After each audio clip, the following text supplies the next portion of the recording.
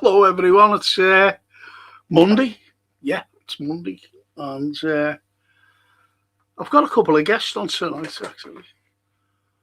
I've got a paranormal fella on, good mate of mine, Paranormal.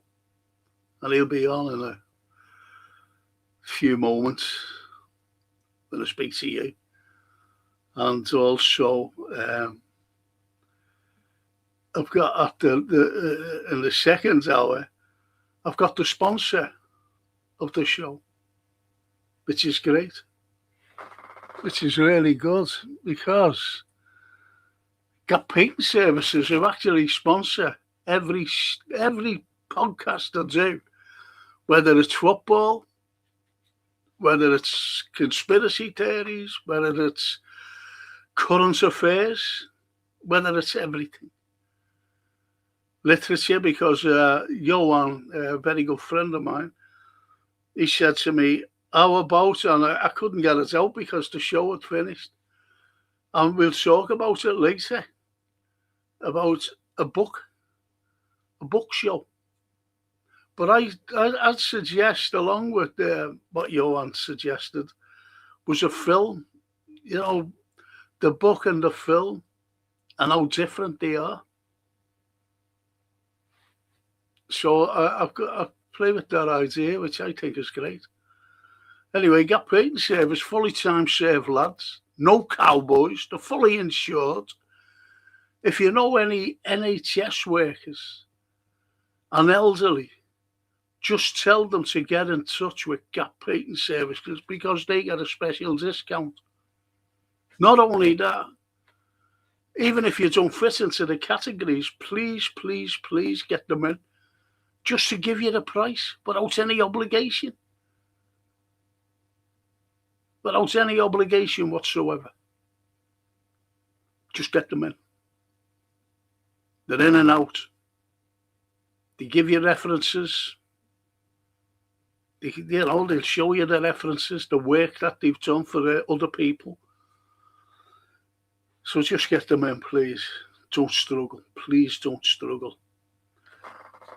That's Gap Painting Services, the wonderful sponsors of every pod I do. And I've got the owner on. But, obviously, he's got something to say. He's not just going to come on and go, oh, yeah, climb ladders and paint. Not like that. You want to hear what he does. Great. Incredible, actually. So anyway, what have you been saying? Oh, Johan, just mentioned it. Happy birthday, Frank. Thank you, Johan. Thank you. I'm going to send you an email about, like, a little suggestion about, I love what you said about books and that. I think a program about books would be fantastic because everybody's read a book. Everybody. And I'm a great literature buff, as you know. So I'll be sending you something. Phil. Even in Frank. Oh, no, even in everyone. I can't see. Good evening, Frank. Reds and Chatters, says the lovely Liva Bird. Hope everyone is well. Thank you, Liva. Lovely little message.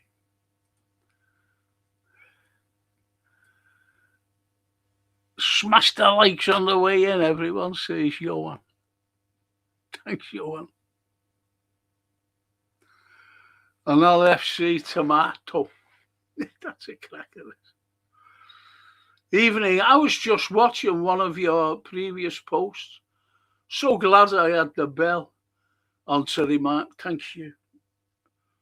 Was that the recorded one I did? Because it is a recorded one. Slot, goodbye. Goodbye, Slot.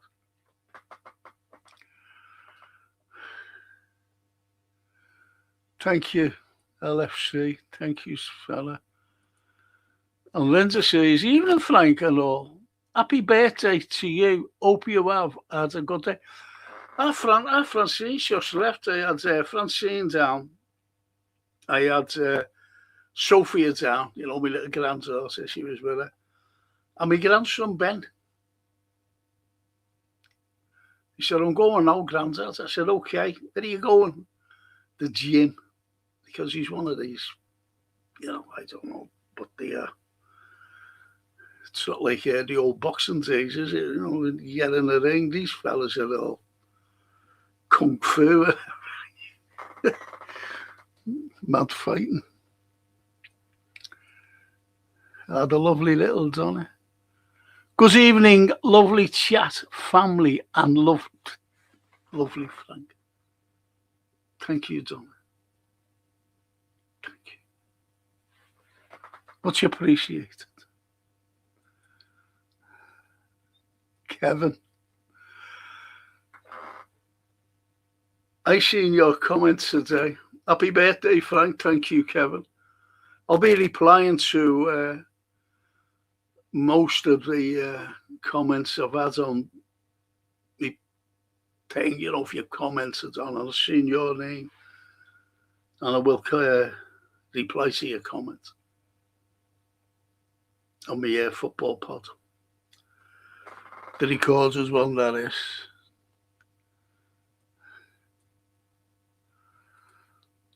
Hi, Frank and everyone. Like and subscribe, says Johan. Not Christopher, because I just seen Johan. And the live says to Johan, liked and always. Where are you now? Still in India? Yeah, he is. He's been everywhere, Johan. Being after Yetis and everything, trying to catch Yetis in the Himalayas.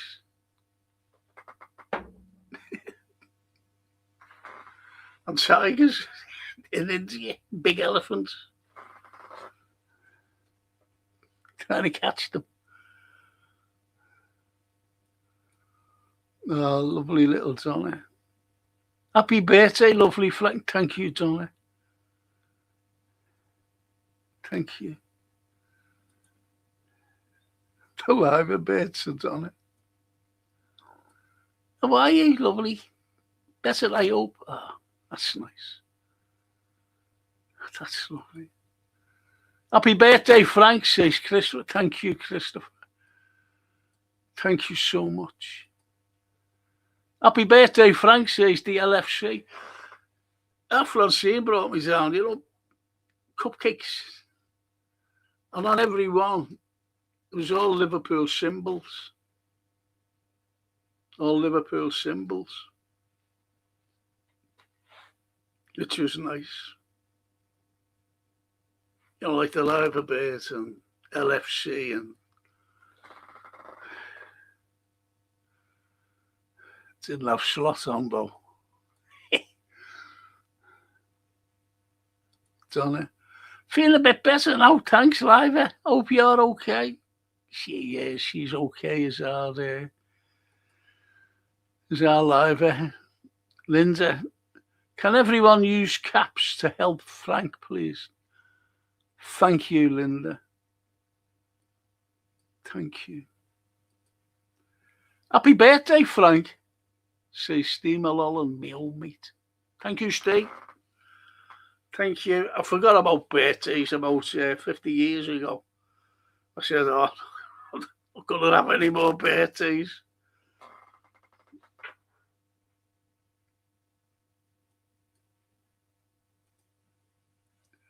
Happy birthday, Frank.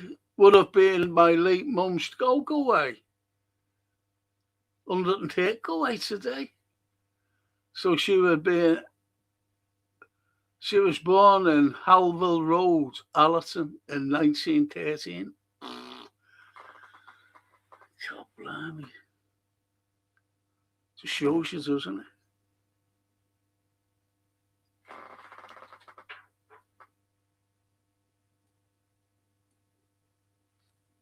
Nice very York. Thanks you for popping in. Happy birthday, Frank, says Dennis Paparak. And if you want to go and see Dennis Paparak at the end of this month, and his band, The Incurables, he's at the Cavern Pub one night, and he's at the Cavern Club the other night. And I tell you what, they're a great band. Are The Incurables. That's Dennis Paparak, all the way from Tampa. And his band is really good band. At the Cavern Pub and the Cavern Club. The Live Bird. Buon compleanno. Thank you. Which means in Italian, happy birthday. And Phil. Hey Frank, happy birthday. Thank you, Phil. Thank you so much. Jason. Happy birthday, boss. Thank you, Jay. Thank you. Leave it easy. See, he gets it right. Like, he knows exactly when I was born. Happy 21st, Frank. Amazing age, that. Blame the Greys on slut. Yeah, no, you can age in a year.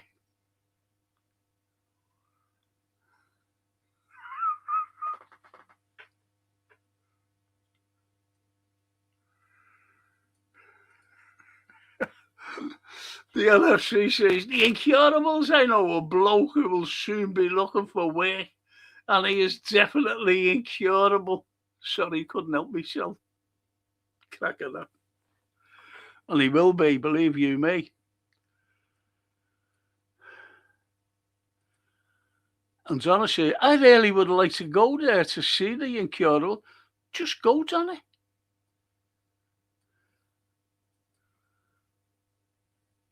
Let's have a great time.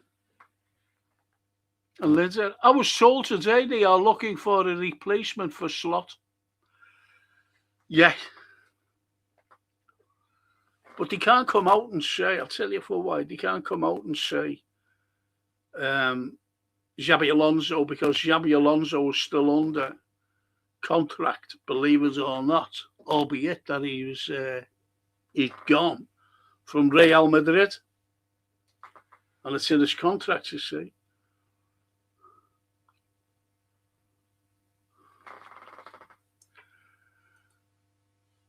And Lee says, not found that film yet, but I will do. It's on my list. You mean Apex? Oh, you need to get it. It's good. It's really good, Lee. You will enjoy it. I tell you what's come out, and it's on YouTube. And it's a cracking little film with Kate Beckinsale and Luke. What's his name? I was going to say Luke Evans, not Luke Evans. Anyway, it's called Vacancy. Vacancy. Watch that.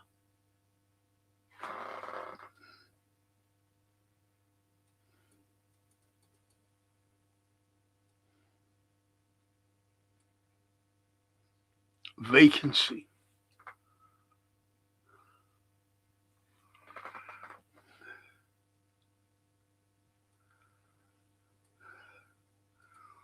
And the birds, the live birds. Johnny, I'm defo going to the Incurables. Here you go. Well, if I don't go away, I might pop down.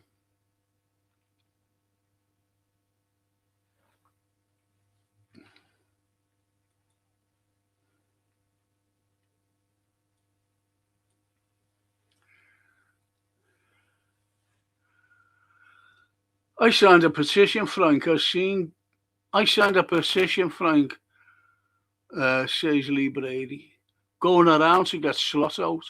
even though we know he is going anyway. It's almost 1 million signatures, just goes to show. That's incredible. 1 million.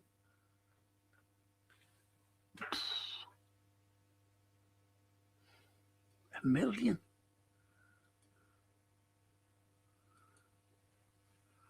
Any plans for the US? Yeah. It won't be this. I'll tell you when it might be, actually. I might put it out on Wednesday.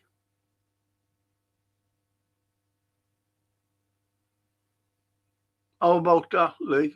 Wednesday evening, 7 o'clock. A UFO or Johan, because you get your wrist slapped otherwise. It's unidentified aerial phenomenon, UAPs. Correct every time. They're not UFOs. Sure. Luke Wilson, the lad from it, a brilliant film. That's a brilliant film, Idiocracy. I didn't half enjoy that. Go on.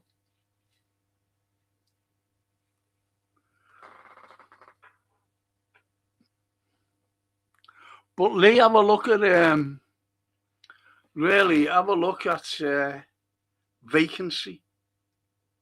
It's good. It's good.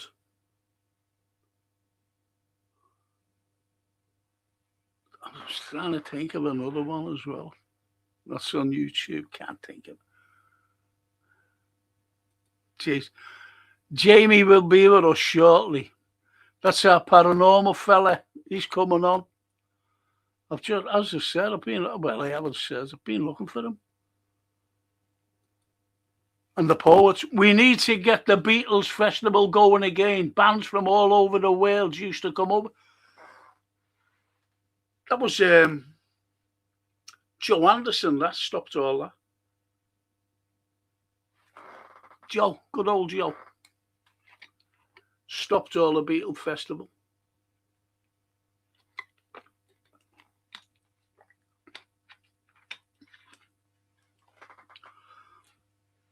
I always went away though that month. You know, during that bank holiday, I was always seemed to be away on my holidays. But the ones I went to was great, really. Honestly, 1 million, Frank, it's only been going for go away. 2 days. Sounds perfect, Frank. Yeah, Vacancy, you want to get it, you get onto it. He's always laughing at me, this fella.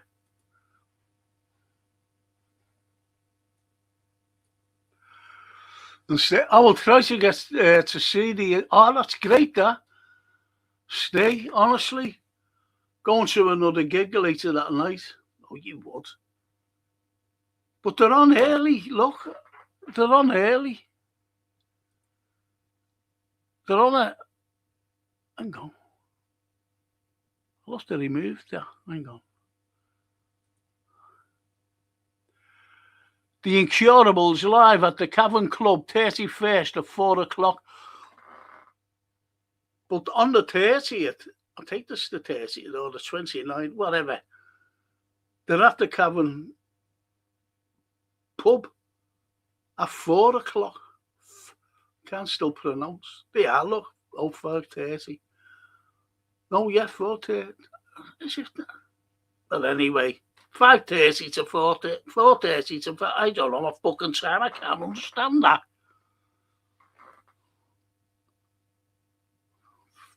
4:30. 5:30. Don't know.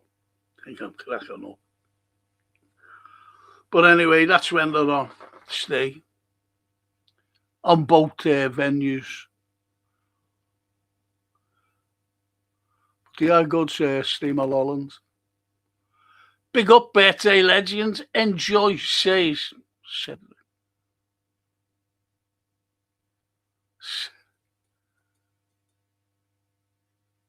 The man with the exotic name. It really is a Hollywood name, isn't it? Like Rip Torn and Stormy Daniels. Where have we heard that name before?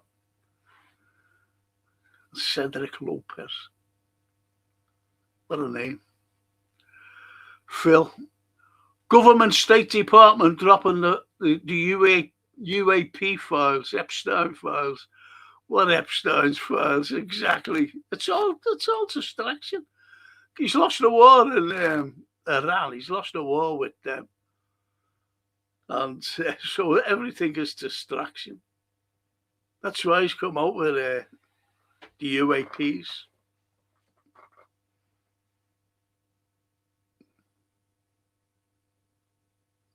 I'll show you my I'll show you my one. My UFO on Wednesday nights. I'll show you what I actually filmed. Me.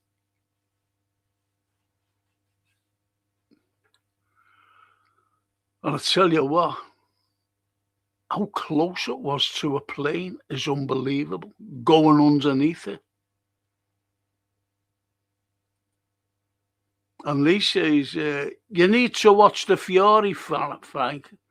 World War II film. Brilliant. The Fury. Is Brad Pitt in that?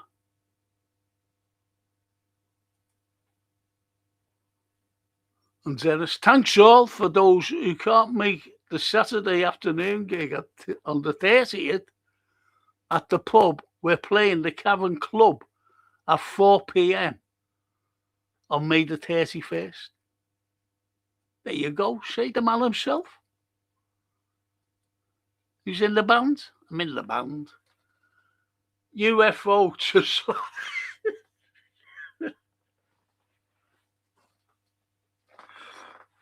I know what you mean by that. You. But the word's off, isn't it? You off.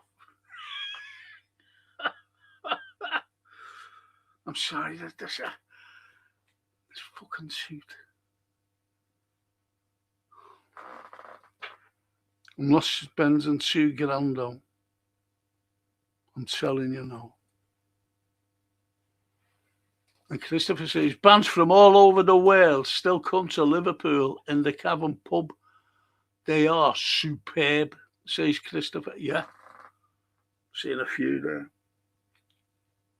I know the resident Paul Capper well, very well. Cracking fella is Paul. Used to be the Capper band, but I think it broke up. I think it's it. I haven't been down for a long time now.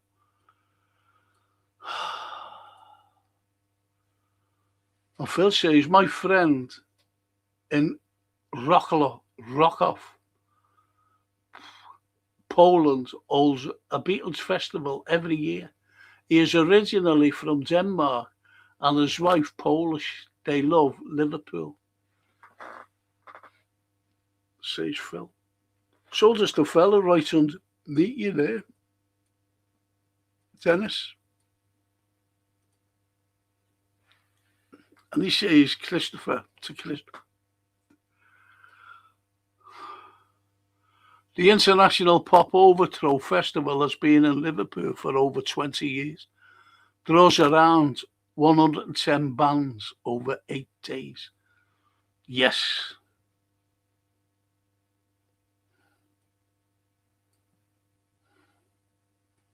It'll be our third time playing it.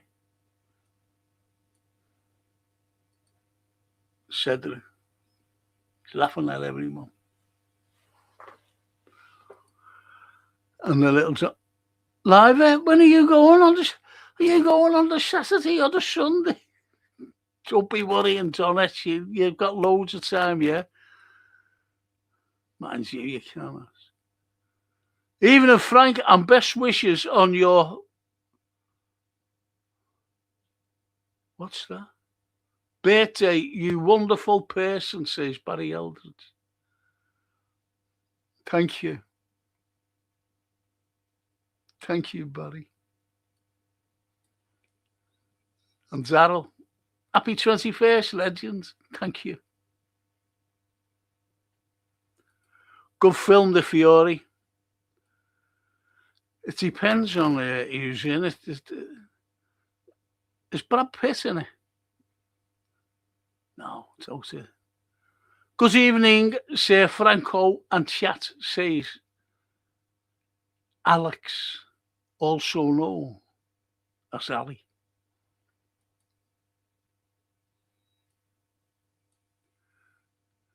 And Zara said, did you get the voice message, birthday boy?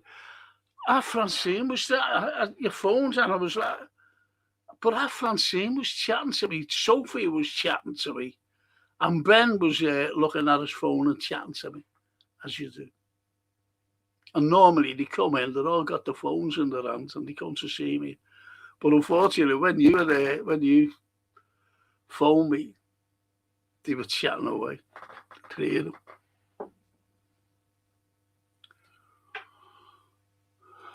Donna, I'll go on the Saturday, check. Say she's coming out now with all the terminology, check. Because the bands have been mentioned. Let's see if oh, he's not here. And Steve, I remember one weekend of the Matthew Street Festival, I spent almost a weekend watching Maximum Who, Space Cadets, and Skinny Lizard.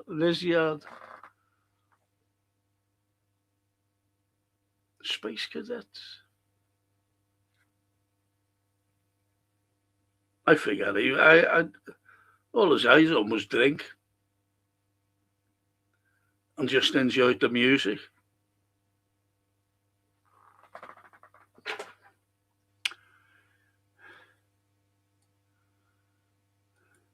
The Pen and Wig.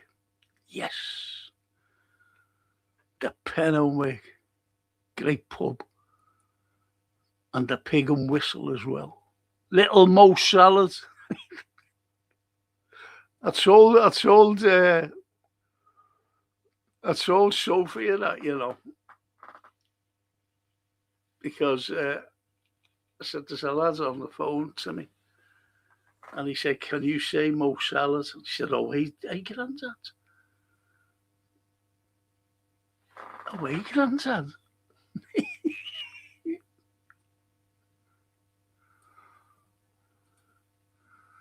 Does he get any press? He's definitely not wrapped up. No, wouldn't want him.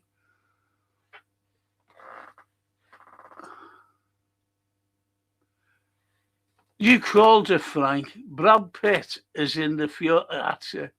I'll be checking it out. I'll be checking out Vacancy now too. Watch it.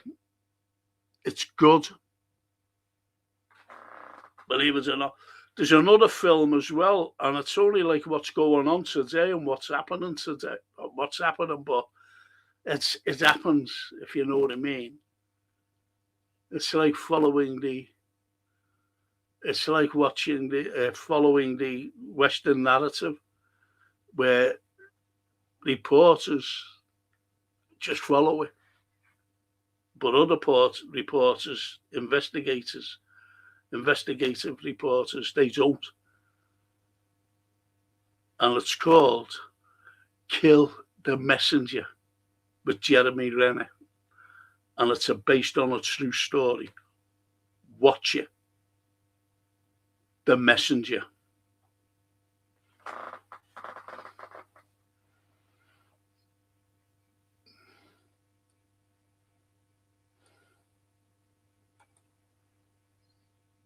Okay, Larry, Saturday. Frank, you going to come?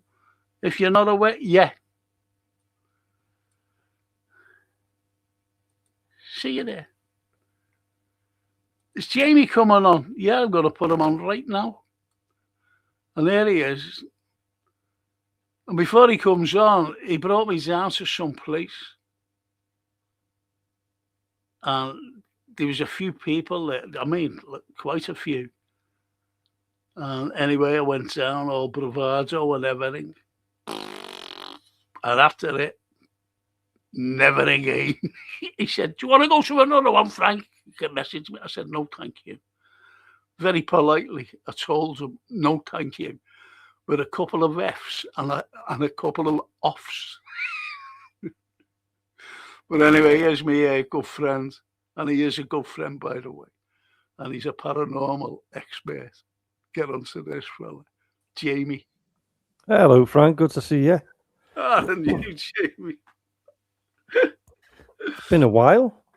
Yeah, it has. I was just saying there when you brought me down to that Lomax place, and the things what you said to me. There was me, Jason, and there was another fella who was with us, and you said, "Yeah, you just come to me and Jason and the photographer." You said, "Yeah, you just come up and you made the main crowd stay down, including our Francine and a mate." And what you said upstairs and what will happen was incredible. And it happened, yeah. And it's happened. And that frightened me, that actually. Because if you remember, one thing that had happened, there was do you ever remember that noise when we were all upstairs? And everyone went, including me, out. And everyone just, and you said, don't be worrying. That's just wind hitting a letterbox. That's right, yeah. And you calmed everyone down, especially me. But that was it, So what's going on now with your life? With, your paranormal life, that is. Yeah, I've had, to be honest with you, I had a little bit of a break because it was like, what you call it, a bit of a burnout where you're knackered and you're shattered and everything else. We had a bit of what's the name? But in between now, I wrote the book, as you know, Frank, and done all that. And I'm just getting back into it now. I was on somebody's show the other week as well. I'm just getting back into it now. I'm starting my podcast again. We're starting to do the paranormal investigations again. As you know, I'm involved with Mill Street Barracks, which you still haven't been to yet. So I'm just eager to go again now. It's been, I've been on a few invests because I'm a key holder at Mill Street, so I've been on a few of the ones what have been there, and I'm just ready to go again now. Oh yeah. So, why does it always have to be? Do you know when you watch a film, for example? I know. Yeah. When you watch a film and it's paranormal, it's about like these ghostly things, poltergeist and whatever. But it always happens in the winter, and yet you do it right through the year. Yeah, Summer or whatever. In the winter, that's just like an effect, isn't it, to make it more creepy and everything else? Whereas, spirits, it happens all the time. It's not just let's do some ghost hunting in the winter and the spirits come out at that time. And it's like you said, it's all year round. That's why we do it all year round. You don't know what's going to happen. You don't know what to expect or anything. But if you think of TV, they've got to make that atmospheric things, thunder and lightning, windows banging open, trees swaying, howling, and that. So that gives you an effect, a fear effect, doesn't it? Yeah, but you just reminded me then because that was the winter when we went down, wasn't it? Mm-hmm. It was, yeah. To that bloody place. Can I explain what happened? Yeah, go on. Honestly. Now, our Francine was there with a mate. Yeah. And she came in just after we went up. So, she was standing down there with the crowd. And you explained what was going to happen. This will happen. Right, yeah. As soon as the crowd come up. So anyway, we were walking around, me, you, Jason, and the photographer. So anyway, we went down the stairs and you said, okay, people, we'll go up. but don't be going all over the place. Just stay in group. Just stay in the same group. Okay. And anyway, right in the middle, it was like a railing, a big railing, wooden railing, properly. Yeah, looking down onto the lower floors. Down. Yeah. Now, and there was a chair, if you remember, that was like against the wall. Yeah. And you said to me, one of them will go over, feel sick, and sit down on that chair. That's what you said to me. Mm-hmm. And Jason as well. Jason can clarify what you said to us. Anyway, so we're standing there, and you also said that someone will be by the rail, whatever it is, on his own, on his or her own, and will jump and turn and look around and excuse me, that's what you said. Mm-hmm. And here's what happened. Standing there, and then there was like, I'm not saying funny noises, but it was like what you only mentioned before about wind, and that was like going through the building. So you had that atmosphere. And it wasn't nothing put on by you, nothing, No, never. Nothing, absolutely zilch. Yeah. And then all of a sudden, I feel ill. And it was a girl, and she sat down, and she felt so, she was bent over, she was feeling sick. And then the fella, well, it was a fella, he just turns around and went like that, look, as though someone had touched him. And he was already on his own. Now, that girl was our Francine's mate. Mm-hmm. And they've never been there before?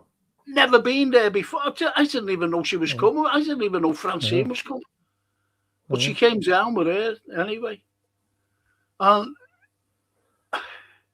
it's like, well, it was John O'Ware. That's right, John, yeah. A teacher, and he's very skeptical about everything, as John. And anyway, he was standing there, and he said to me, he said, something touched me. He said, something touched me. And it reminds me, remember Jake Abraham when you and I were up in your house? I do, yeah. Because we did the show from our house. Exactly, we did. Yeah. But you know that Jake died, don't you? Yeah, I was gutted to hear that. Yeah.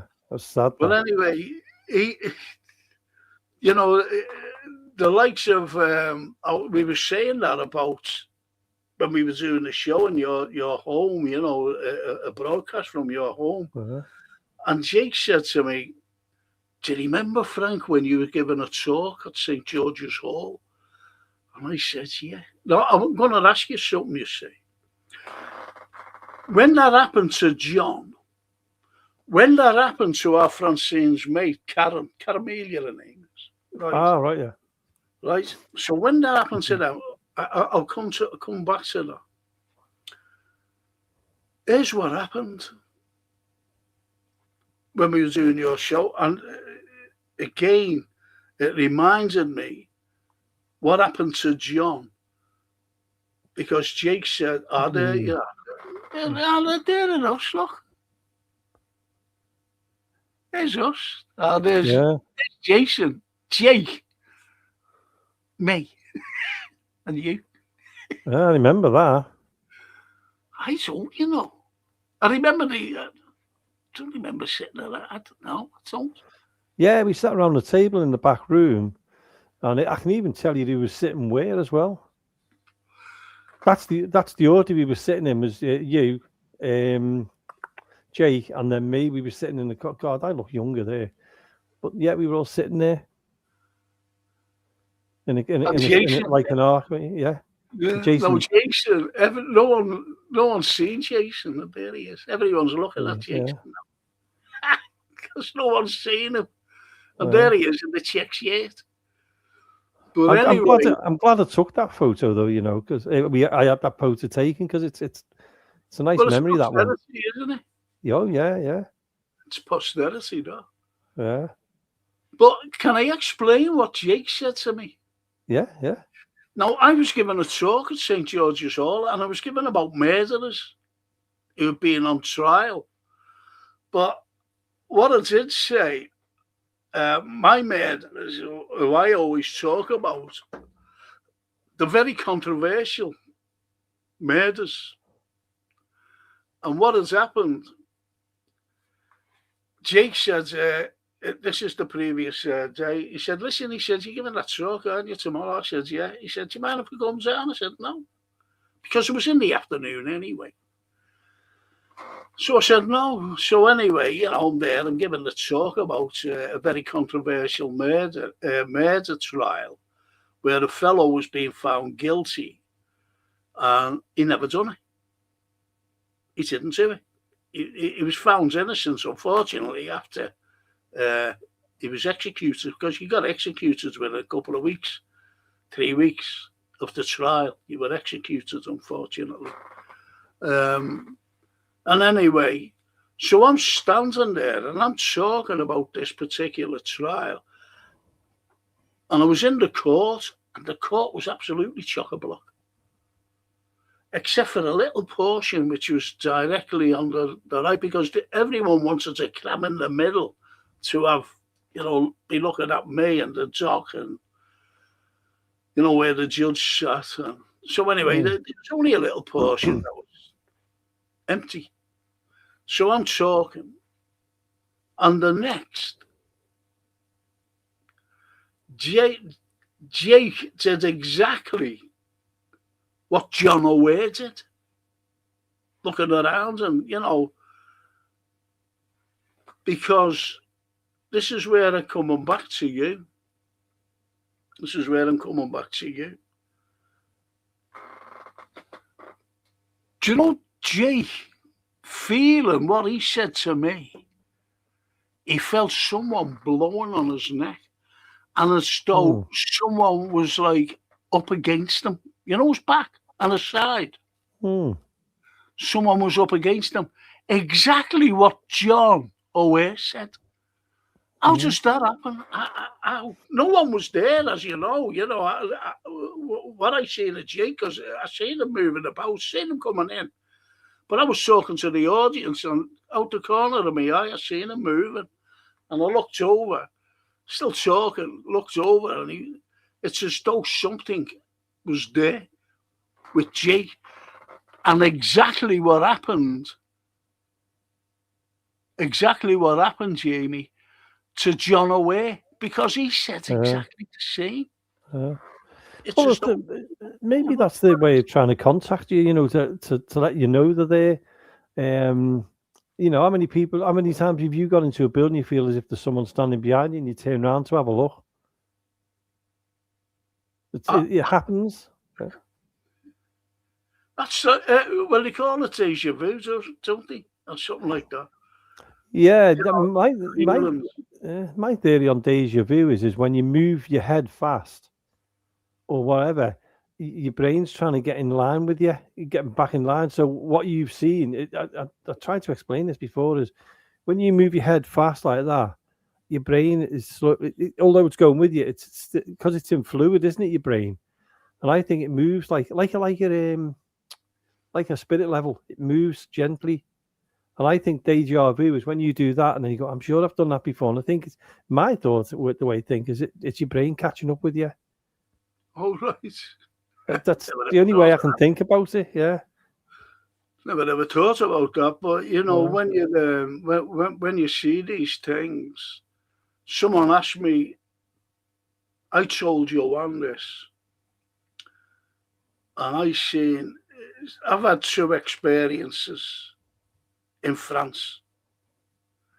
And the previous year to that, this is when I was a young student running about, going everywhere each year, for summer work and whatever. Excuse me. So what had happened was I went down to Devon I went down to Devon one year, and I want you to explain this as well to me, but not about Devon. What I'm saying is, I went down, got dropped off, Yeah. and the fella said, "Where you?" I was getting to Turkey, and he said, "Fella just said, yeah, I just walked down there." He said, "You'll be easy get a lift." So I said, "Okay, this is it." And all of a sudden, it went dark, and I was walking for ages, and I was looking up, and I was up under like trees that you've got the road, and these trees came right over, like a tunnel it was. Trees, from each side, like touching one another. And I was walking, and I could hear, like footsteps.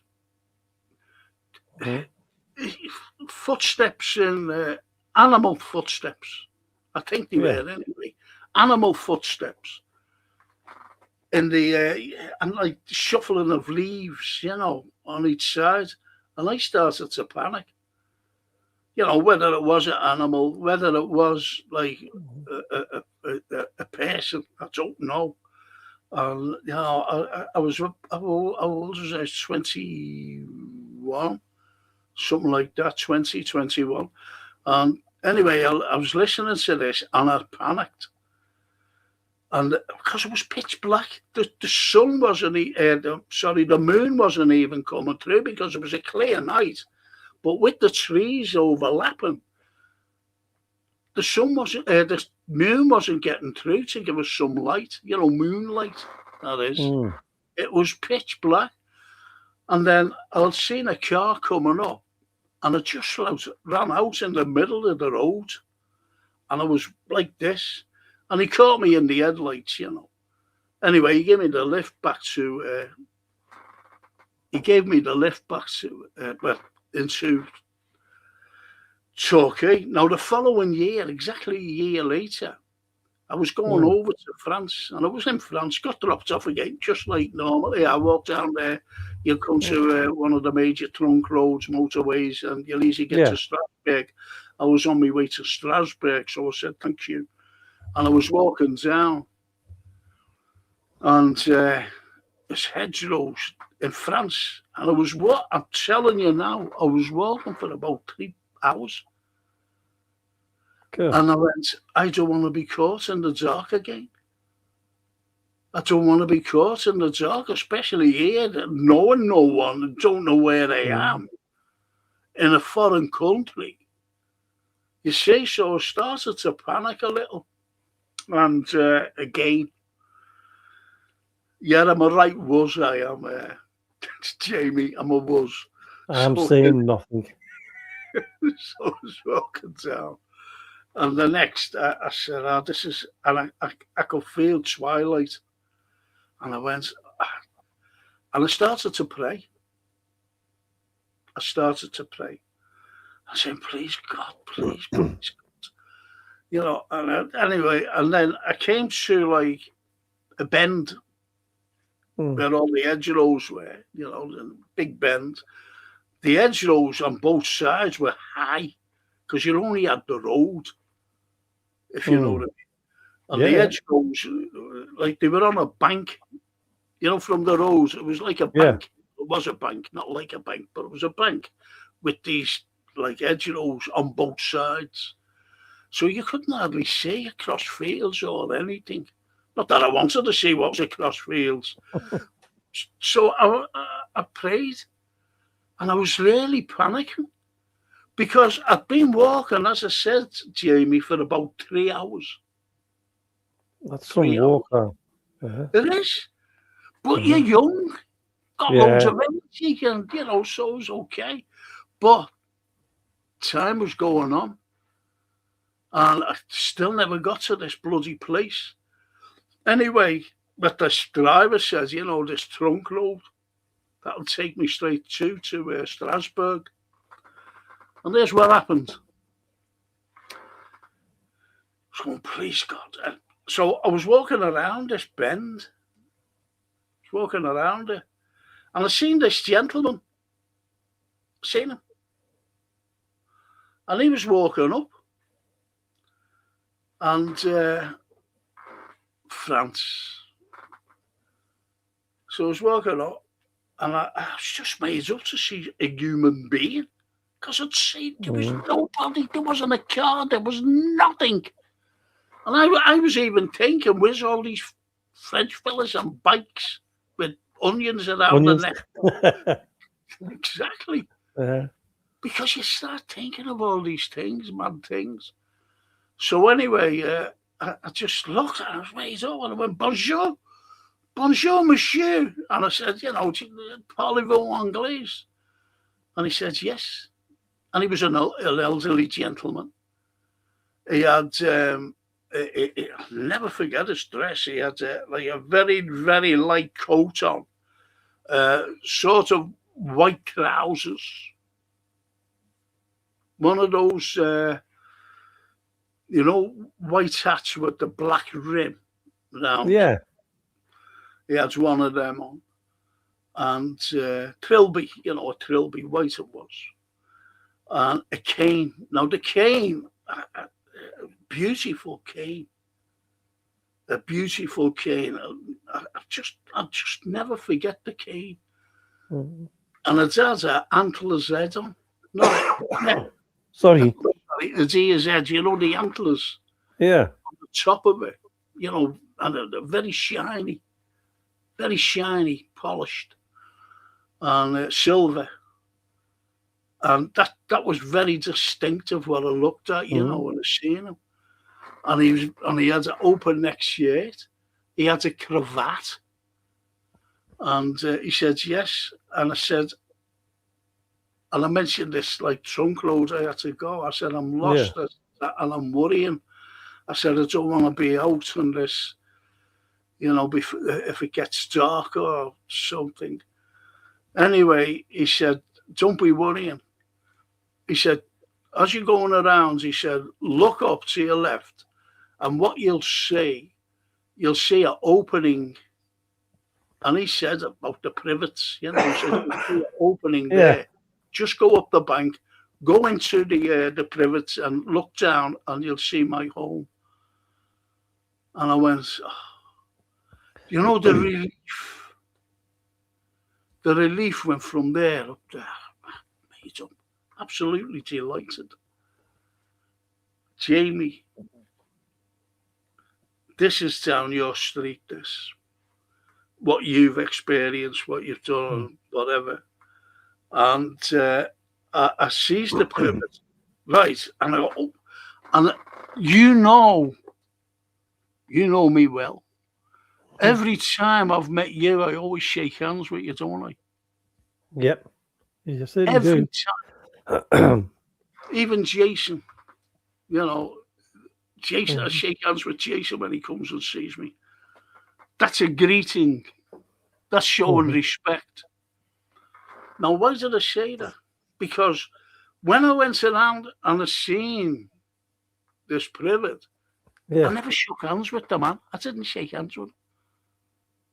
And when I went, and when I went back to shake hands with him, to call him and shake hands and say, thank you, merci, monsieur, Yeah.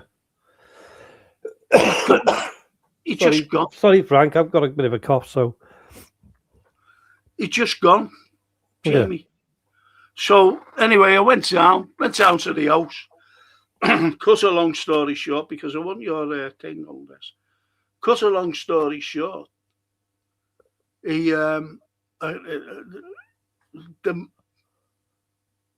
daughter came to the door when I rang the bell. The daughter, she was in her 30s, roughly.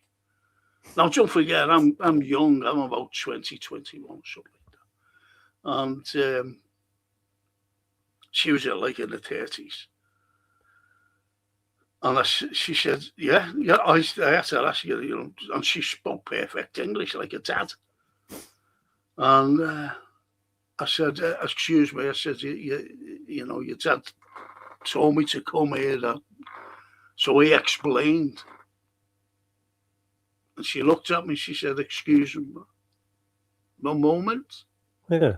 She said, I'll be back, and closed the door on me, so I'm standing there like a lemon. And I said, have I said something wrong here? Might be the wrong dad, if you know what I mean. Yeah. Wrong person. So she came back, and she came back with an elderly woman who was the mother. And she has something in her hand, which was a photo frame. And she went, Yeah. is that him? She showed me the photo. She said, is he there? And I said, yeah, him. That gentleman. I said, honestly, I said, I just met him and he told me to come here. I said, it's the gentleman. And the gentleman was sitting down in the middle. It was a family photograph. Yeah. And he was just sitting there along with his wife who was sitting there, who was standing there, if you know what I mean, with the daughter. And she informed me that her dad had been dead for 10 years. How would you explain that one, Frank? Now, here's the climax of it. In these houses, it was a lovely house, you know, it was a farmhouse. Yeah. It was. And because I stood in, and she gave me a drink of water, to be honest. And Timmy left, as you go in, Timmy left, there's a coat hanger. And at the bottom, not coat hanger, a coat rack. And at the bottom of the coat rack was this round thing where you put like umbrellas in or canes or whatever. Yeah. If you know what I mean. Yeah. And have a guess what was in there? The cane. The cane with the antlers, with the sheep's head and the antlers. I said, Ethan, that's his cane. That's his cane. But anyway, he'd been dead for 10 years. And the woman did bring me. She said, I'll run you down. And she couldn't get over what I said. Yeah. Well, when things like that happen, it's incredible because you didn't know you'd met a ghost, basically, did you? You didn't know that was a ghost, what you'd met. No. But shaking hands, that's why I said to you. Yeah. You know that I shake hands with everyone. Everyone I meet. Yeah. And why didn't I shake hands with him? Why? Yeah. Why did I forget? Because he helped me as well. Yeah. I can't explain it. I really can't. Yeah. Well, I say to people, Frank, you know, you wouldn't have known that man was a ghost if you hadn't gone to that house. You'd have just thought you met an old gentleman walking along the road. Yep. And how many people have done that and not known they've spoken to a ghost? How many? Yeah. Probably hundreds. What happened to me is, you know, Liverpool, you're a historian, and you know Paradise Street? Yes. They were going to turn Paradise, they were knocking down the old hotel, what was there, weren't they, and doing it all up. The Radio Merseyside used to be on the left-hand side and that. And they put a big fence across, so you couldn't really walk down Paradise Street anymore, really, because they put this block off. And I'd gone into Liverpool to go and do, I think I was going to meet have a meeting or something in this building. And something to do with work placements and things. And I was going down Paradise Street, not Bold Street. I walked down Paradise Street and I thought, I don't know where I am here. Not sure which way to go because obviously it had all been fenced off. And I seen this woman walking along, and I thought, oh, she seems to know where she's going. She had a black dress on and that, and like a bag in her hand, like I'd say it was like a business kind of, you know, like them suitcase, the cases with the like numbers on them. Yeah. And I thought, oh, she knows where she's going. I'll follow her. She seems to be going the way I'm going. And I was following her, and then I went, she's disappeared. Where did she go? Like, you know. So I thought she must be. And in my mind, I was thinking, did I look the wrong way? Look at something and then turn back, and she just disappeared. And I thought, well, she can't have gone anywhere because we're right near the fence. So maybe there's an entrance in the fence. So I'm looking down the fence to see if there's a way where she might have gone. I thought, that's weird, you know. Anyway, this fella comes up to me and taps me on the shoulder. He said, hey, mate, he said, I've just been watching you following that girl. I said, yeah. And he went, she disappeared in front of you, didn't she? He said, I seen her literally disappear in front of you. And I went, I said, I don't know. I said, because I thought I'd look towards the shops and then look towards, you know, the way you do when you're looking to where you're going. You don't see it. And he said, no. He said, I was watching you following her. And he was saying, wonder what, you know, why is he following her or something like that? And he said, and she literally just vanished in front of you. He said, I seen her just disappear completely. Wow. And I said, oh, right. I said, I honestly thought she'd just walked another way and I'd missed her. But he said, no. And he said, I witnessed her disappearing in front of you. And I said, well, I can't say it because I can't recall her disappearing. I just know she just vanished.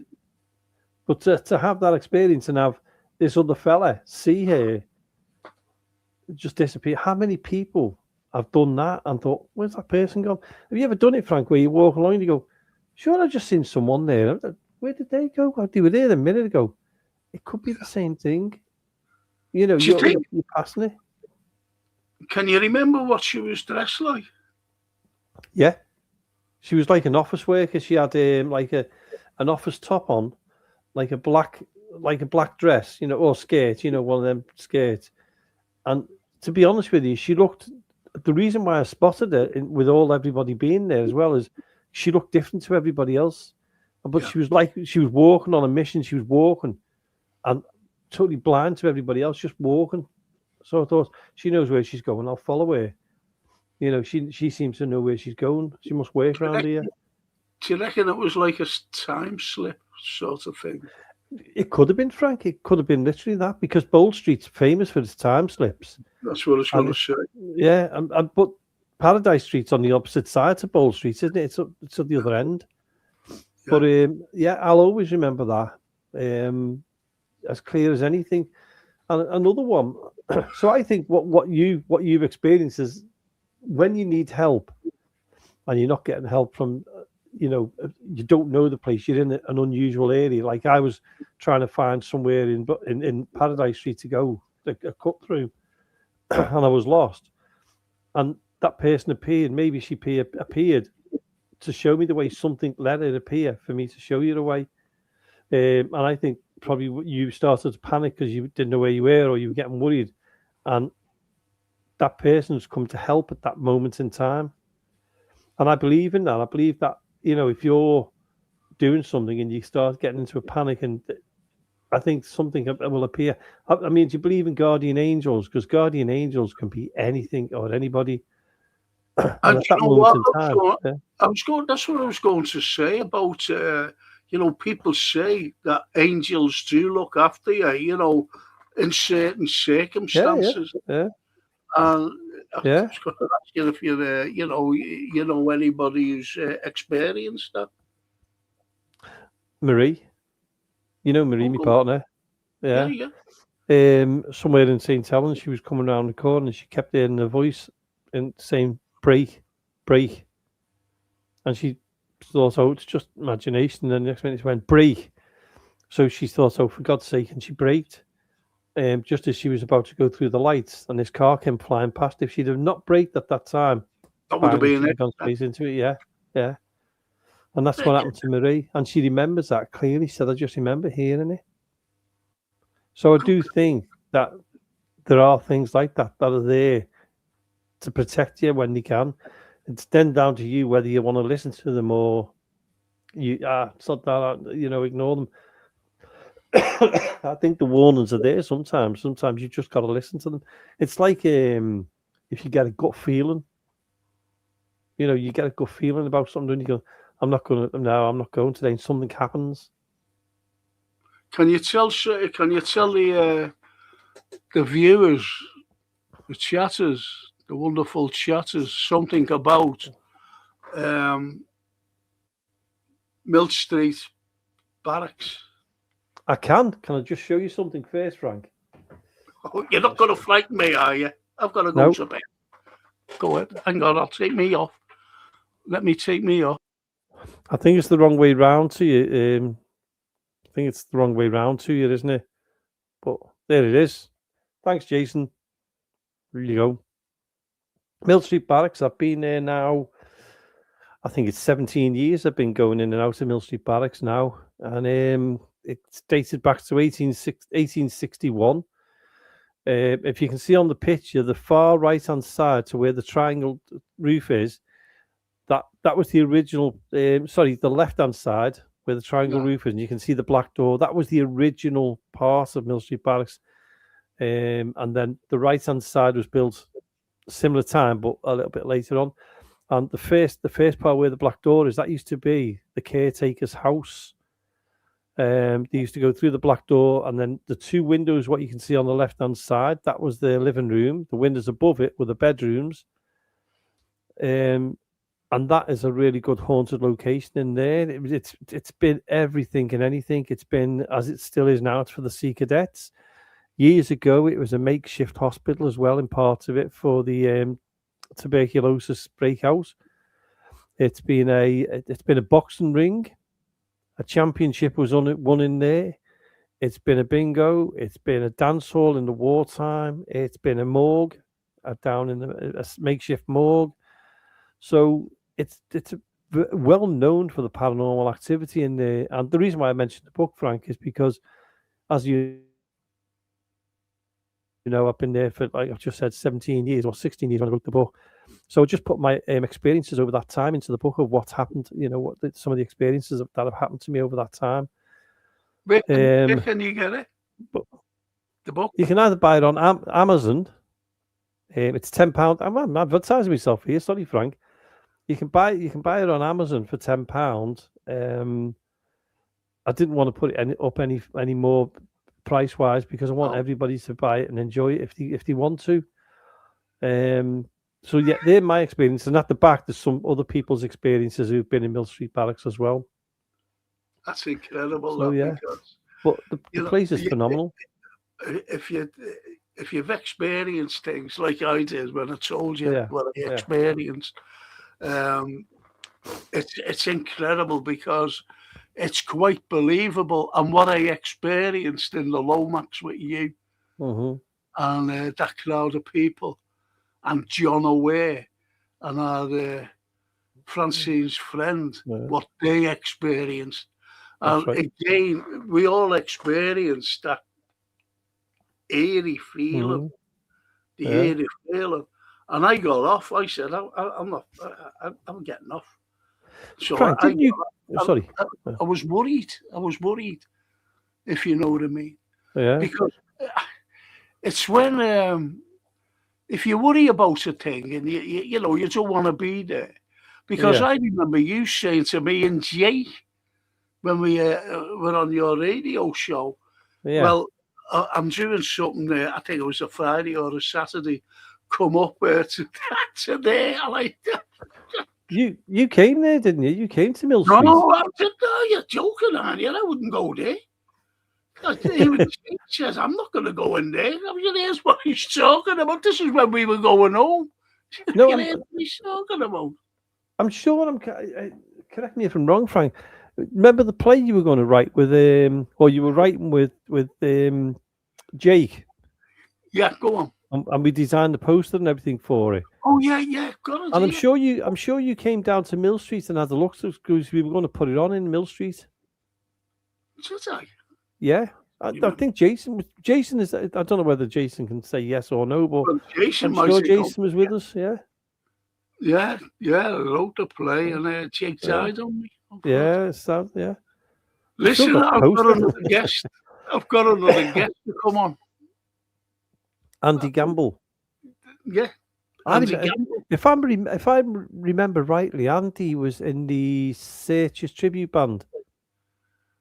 No, stop it. I'm going to talk about that. Have I given away? I just seen his name and thought, oh my God, last time I seen him was in yours or in Jason's. Yeah, that's right. Yeah. And, it's surprising what this fella gets up to. And he sponsors, he's got his firm and he sponsors the show Thank God for that, you know. Yeah. Anyway, I've got him on. I'm going to put him on here. And there he is. There he is. Jason, can you take that thing off? Where is he? He's gone. There he is. Where is he? That looks like me. That's not Andy Gamble. Exactly. I don't know where he's gone. Yeah. Jason, where's Andy? I had him there. Oh, no. I've lost him. I'll tell you what, Jason, can I have a quick break? And we'll get Andy on after the break. Try and find him, please.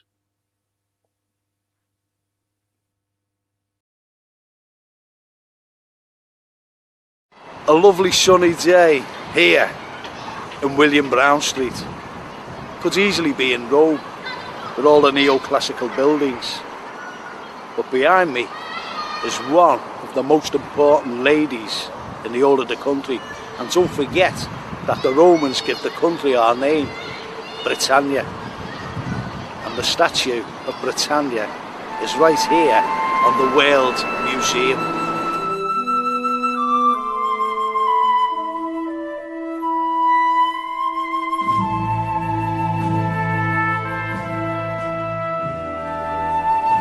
What people don't notice when they're walking through St. John's Gardens is that it's still consecrated ground belonging to the French prisoners of war from the Napoleonic Wars that are still buried here today.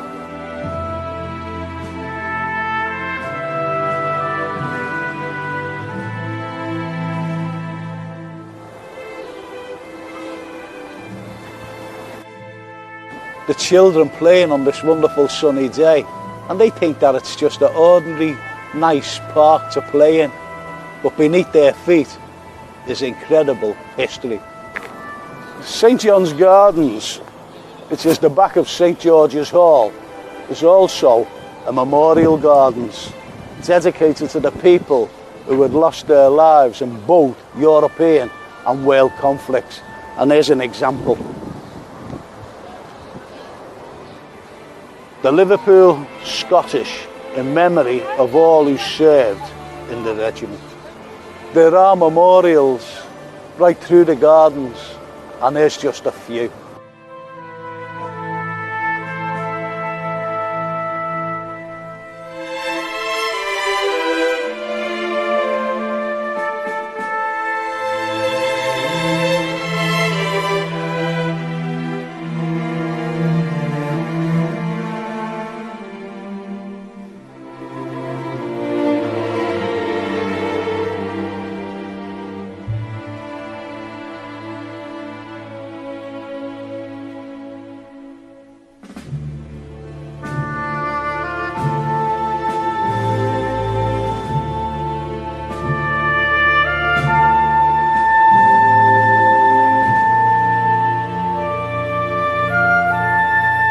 It's such a wonderful sight to see such a spectrum of life in a place that was once reserved for death.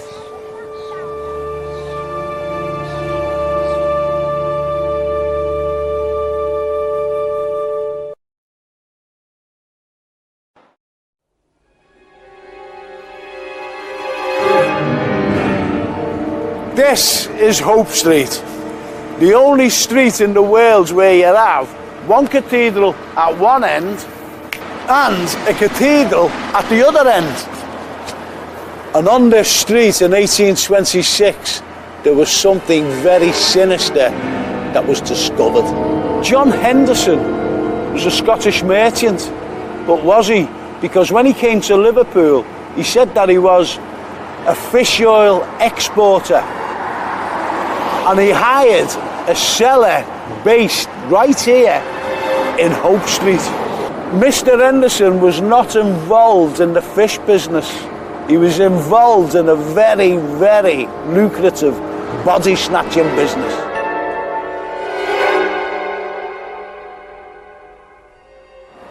The bodies Henderson acquired through his grave robbing were actually pickles in the cellar of where he lived, ready to be transported up to the anatomical institutions in Edinburgh. However, he was discovered, but unfortunately, he never ever got caught, because when he seen the police outside his home, he took to his heels. The bodies that were discovered had to be reburied, but no one knew their identity, so they were buried in a pauper's grave.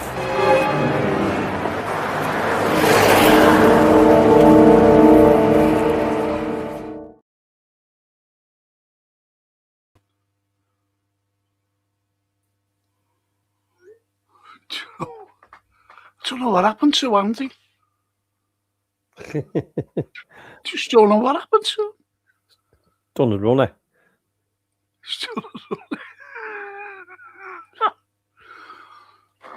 I just don't know what happened to him, unfortunately. But anyway, you know, it's a shame. He might have been called away because, hang on.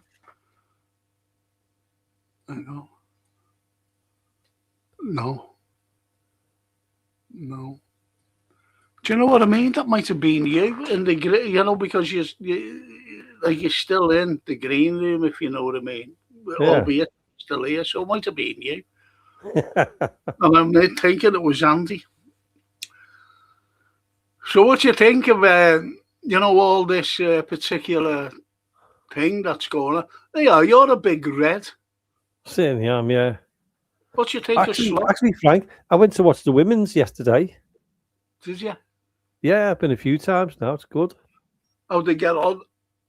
They were 2-0 up, and in the FA Cup semi-final, and lost 3-2 in the 96th minute. Yeah. Who are they playing? City or someone? They were Brighton and Hove Albion at the Brewdog Stadium here in St Helens. And they got beat. Yeah. But I'll tell you what, Frank, before we go on to the first team, anybody out there who enjoys football, go and watch the women's football. It's absolutely fantastic. And it's family friendly, which is amazing. You know, you see kids there and they're all dressed up and they're experiencing what they really can't experience in you know, Premiership football. They're experiencing. And I bumped into a friend of mine coming out and he said, "Oh, James, this is the first women's football I've ever been to. Fantastic." And he said, "It's only cost me £13 for me and my son." Where can you get that for that? That's great, though. And the atmosphere was brilliant. They sing "You'll Never Walk Alone" at the beginning. It was like watching the men's football, but obviously at a different scale, obviously. But the atmosphere was there. It was live on TV and everything. But better, I know I've seen them on their TV, but I didn't know they played yesterday. Nobody. They all ignored me banner though, Frank. What was that? Can I have your shirt? Yeah. I wanted a job for them, you know, cleaning the showers. Yeah. I was waiting for the shirt swapping at the end, but that never happened either. Or bringing the towels into them to, you know, as they getting out the shower. Yeah. Or the big back. Yeah. I imagine that. But no, anybody who, you know, if you can't afford to go to the main football, which is it's been getting out of hand with the prices, go and watch the women's football. Honest to God, it's so entertaining, and I can't say anything bad about it. I can't. Well, yeah, there's a fella there. So GPS Sports slot out. I'm 50-50 on that, to be honest with you. I want him gone. Do you? Yeah. Yeah. I've wanted him gone since last season. I think there's a lot of mixture in this season with Diego Jota passing away. That's a terrible excuse. No, I won't go. No, I wouldn't. Listen, Jamie. Yeah. You know when your mother's the most important thing in your life, isn't it? Oh God, yeah. My mother died on the 22nd of December. And I had students. I had to go into work. Yeah. Unfortunately, she couldn't be buried for another 4 weeks.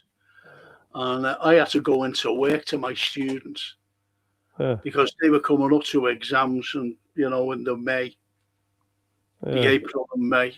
And I had to go in because I phoned them up and I said, listen, to the principal. I said, I explained, and he said, there's no one. They don't want anyone but you, Frank. Right. So I said, okay. Now, I had to go in there and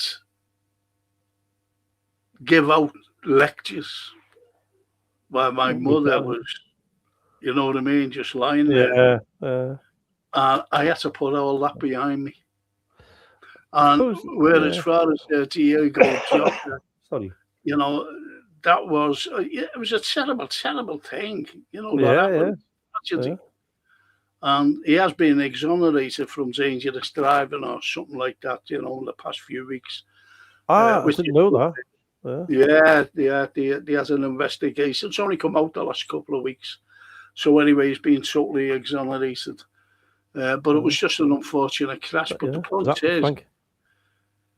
These are professional footballers. And, the new players that came in didn't know. Isak and that. Yeah. They didn't know. Besides young players as well. They didn't know Diogo. Now, I do know that it could have affected some players, but they're professional. Yeah. And they have to act like professionals. But here's my take on it. That was an excuse. Do you think because so? Yeah. It was a terrible spin coming out. Oh, Diogo, is that it's affecting the players. No, it wasn't affecting the players, as what they're saying, to the extreme. I knew it was. It was Slot himself with his tactics, with his system, because he breezed in. Do you know where he lives, by the way? Not a clue. You're having a clue, have you? Okay, No. I'll tell you in a moment. Do you know Richard Hughes? Who brought him in? Yeah. Did you know who Slot was? No. There you go. Neither does 99.9% of Liverpool fans didn't know who this man was. And he was a great friend of the other fella, Richard Hughes. And he phoned him up and he said, do you want the Liverpool job? And he couldn't believe it. So he said, well, obviously, the biggest club. You're not going to say no. Yeah. No, exactly. Now, here's why I don't like him from the very, very beginning. And it was, he went out into the middle of the pitch of Feyenoord with a microphone. There were still games to go as well. And he said, I'm leaving Feyenoord. I'm leaving you to go and take the job of Liverpool at the end of the season. Now, do you think that was professional? No, definitely not. Thank you. It wasn't professional. That was shocking, that. That was a disgrace. That disrespectful to the club itself, but also, most importantly, to the fans that he was leaving. Okay, so as soon as I seen that, I said, who's this really? Who is he? That's showing disrespect to his fans there, the Feyenoord fans. So I'd never liked him from that moment. Right? Mm-hmm. He comes to Liverpool. He breezes in as though it's a fucking, sorry to swear, it's a sweet shop.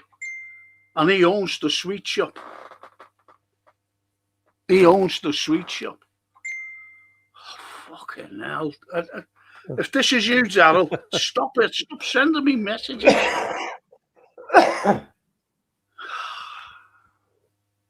Anyway, and he just takes over. Just takes over.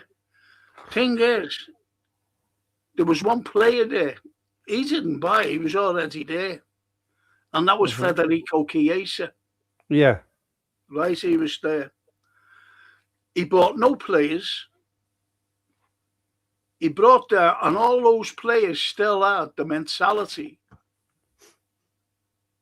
of Jurgen Klopp. And that side just gelled that season that he left. It gelled with the new midfield and everything else. And they went into that league the beginning of last season. Yeah. And he won it with the Klopp mentality.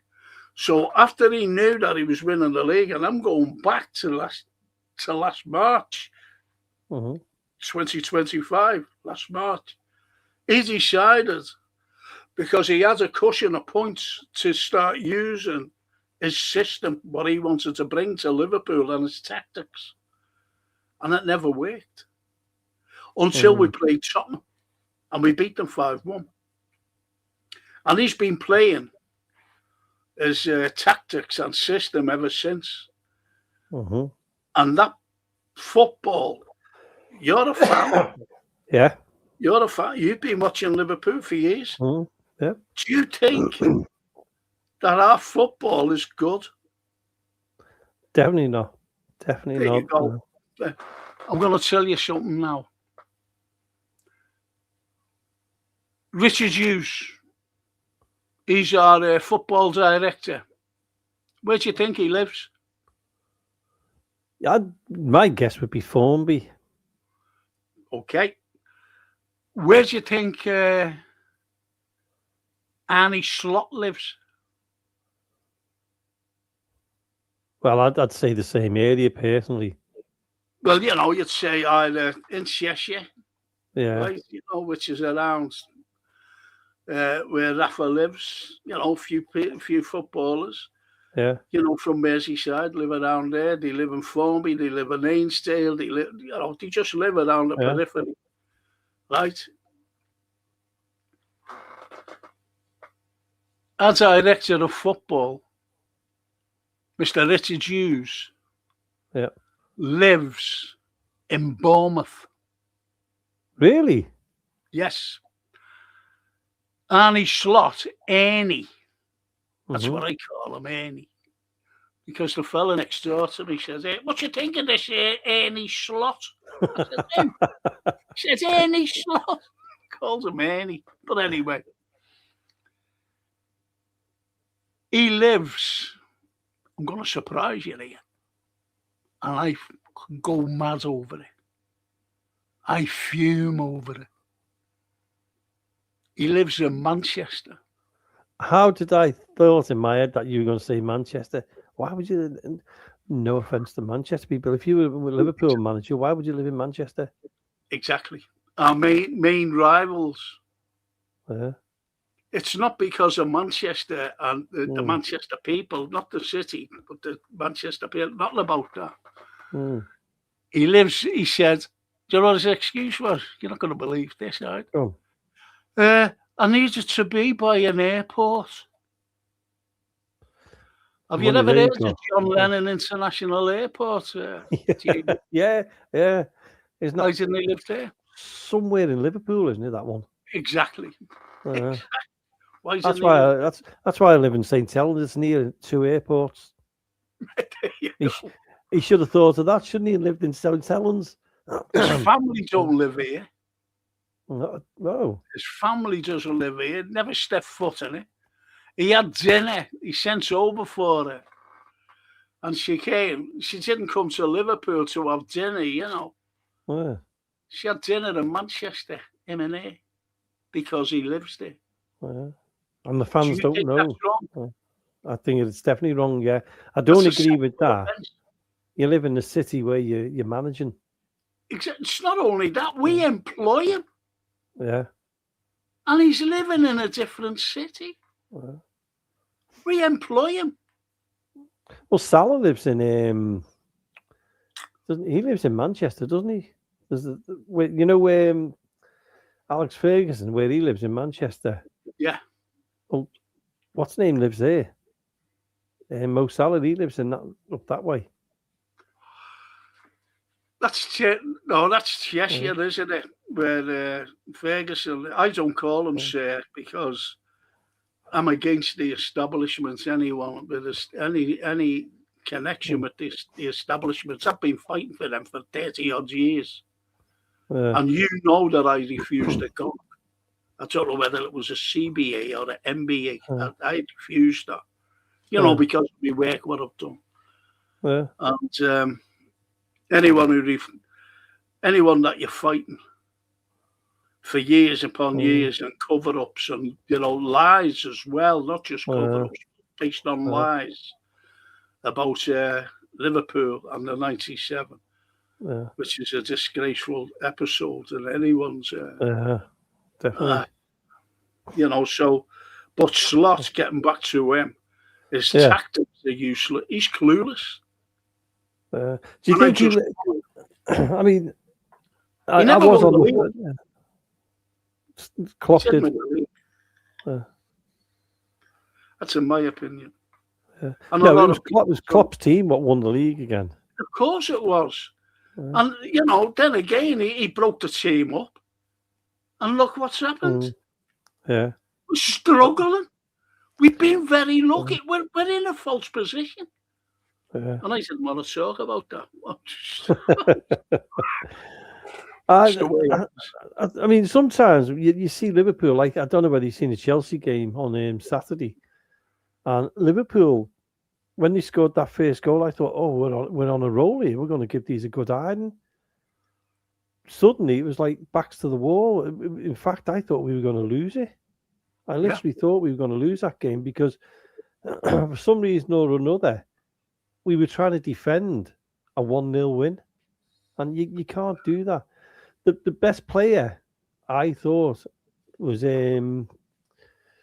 sadly, it wasn't Szoboszlai this time because he's always the best player on the pitch recently. But I thought Ingamo was playing a blinder before they took him off. I couldn't understand that. But I don't know whether you've seen Slot's conversation where when they asked him why he took him off, and he said Rio wanted to come off. He tweaked something or he got cramping and he just signalled that he wanted to come off. But when I seen him coming off, I don't think he wanted to come off. You could tell by his face he didn't want to come off. He were lies. And I was watching a podcast who I know the fella very well. I've actually been on his podcast, goes to grounds and comes out, he's there with his little mic after the games. And he was selling loads of bollocks as well today. Yeah. And I thought, fuck you, that's the end of you. I've fucking finished with him as well. Because they get little privileges not to say anything. Well, you've got the freedom of that speech. So off the club. And he was boasting that he was actually in a box. The Chelsea game. In a box and I was having breakfast at 11:30. You know what I mean? And having beer, and I thought, okay. It's so phony. It's so phony where they've actually got people to.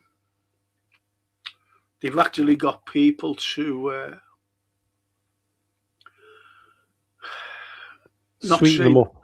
Not tell the truth. Yeah, sweeten them up.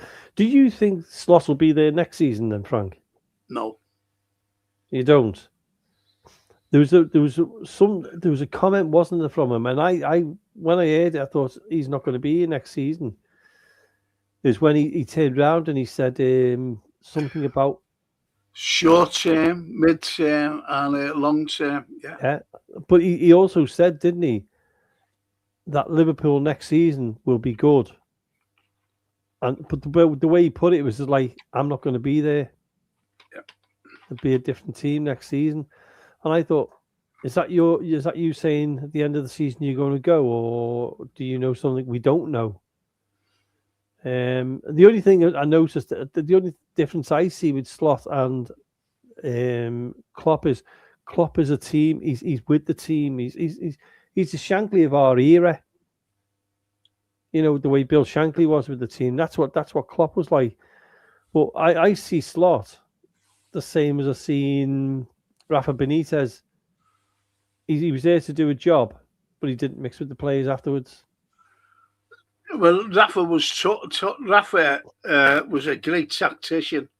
Oh yeah. What Rafa did, and he had no money to buy players, and he actually begged Ix and Gillette to buy Fernando Torres. But look what he did. Here's what Rafa did. Rafa won in his first season the Champions League. That's right. Yeah. The greatest ever final ever. You know, the greatest comeback no one will ever achieve. And he had no play. Jimmy Traore, Harry fucking Kewell. You know, these players. Anyway, he the following season he won us the FA Cup. Mm-hmm. Didn't he? He won us the FA Cup.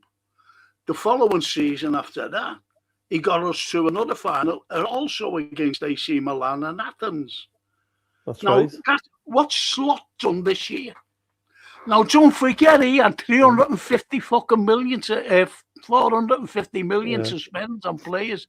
What did he do with all these new players? What did he do? Fuck all. Nothing. The only one who's done anything is Ekitike. And I think Vert who's coming into his own a little bit now. Well, isn't it a bit late? Well, yeah. So 2 games left. He plays them in every position. He plays players out of position. What do you think of Isak? Isak. Well, he's injury prone. Francine said to me, Jamie, when we were in for him, you know, like interested in buying him. And she said to me, Dad, he's injury prone. I said, is he? I didn't know. No. I don't fucking follow Newcastle. I know that he played against us. And he scored against us. Good, yeah. You see what I mean? But that's all I knew about him. But I certainly didn't know that he was injury prone. But there was one manager, wasn't there? And he said that, well, I think Ian Rush said it, the defence starts at the front and the back's supposed to be the last resort. Yep. So where are we going wrong? I mean, you watch it sometimes, you think we're playing great football, and then all of a sudden, it's like split personality. 1 minute they're fantastic, the next minute, what's going on? Something happened on the pitch that the players are stepping back again. And this passing back. And you can hear the crowds getting frustrated, saying, get it forward, do it forward. You're 50-50 on them. That's what we're doing. He's changed the old system. You know, people are talking about identity. Our identity was Gegenpress under Klopp. And I said, do me a favour. Do you know when you finish? Yeah. I did a recording last night. And it's out today. And it's out today. And it's called Goodbye Slot. You'll get it on YouTube. Have a look for it and see what I said. The reason why I'm 50-50 is I've always said it takes a manager. You can't give them in 1 or 2 seasons. You've got to give them that season for transitional, in a transition, because he's come in from, Klopp. You cannot replace Klopp at the moment. I keep getting their names mixed up, don't I? And I always think, the next season's a transition, and then it's the 3rd season that you can completely judge him on altogether. And I've always thought that through any manager. Well, I understand what you're saying, but it's a system. If he was a manager next season, it'll just go worse. He won't have the luck that he had this season, because we were very lucky. We were playing Sunderland at Anfield. Yeah. And one of their players went through the last couple of minutes. We were drawing. Last couple of minutes. And the next, he hit the ball. And the ball was going into the empty net. Beat Allison. All ends up. And the ball was going into the empty net. And all of a sudden, just like the cavalry, a player came and hooked it off the line. And who was that player? He ran 70 yards to hook that ball off the line. And that was Chiesa, Federico Chiesa. Yeah. And what's he done to him? He's been terrible to him. He has, and he's a good player. It's not that. He keeps playing Gapco. And he had a go at us at his press conference. I won't watch him. I will not watch him. I don't want to know his press conferences because he's a phony. And he comes out and he has a go at us. That Gravenberch has a go at us as well. He said, I think it's unfair to be blaming us. He's on 280k a week, him. And there's people saving like man to go to the game. They don't realise how much we're paying. Yeah. They're not bothered. No, of course not. Yeah. What do you think Especially these fucking players who haven't a clue. And they want to get rid of the Scouse fucking fella. Players, yeah. Curtis Jones. They want to get rid of him. Yeah. And he's the only Scouser there with Scouse mentality. I'm not having it. I'm not having slot. What do you think of Van Dijk then?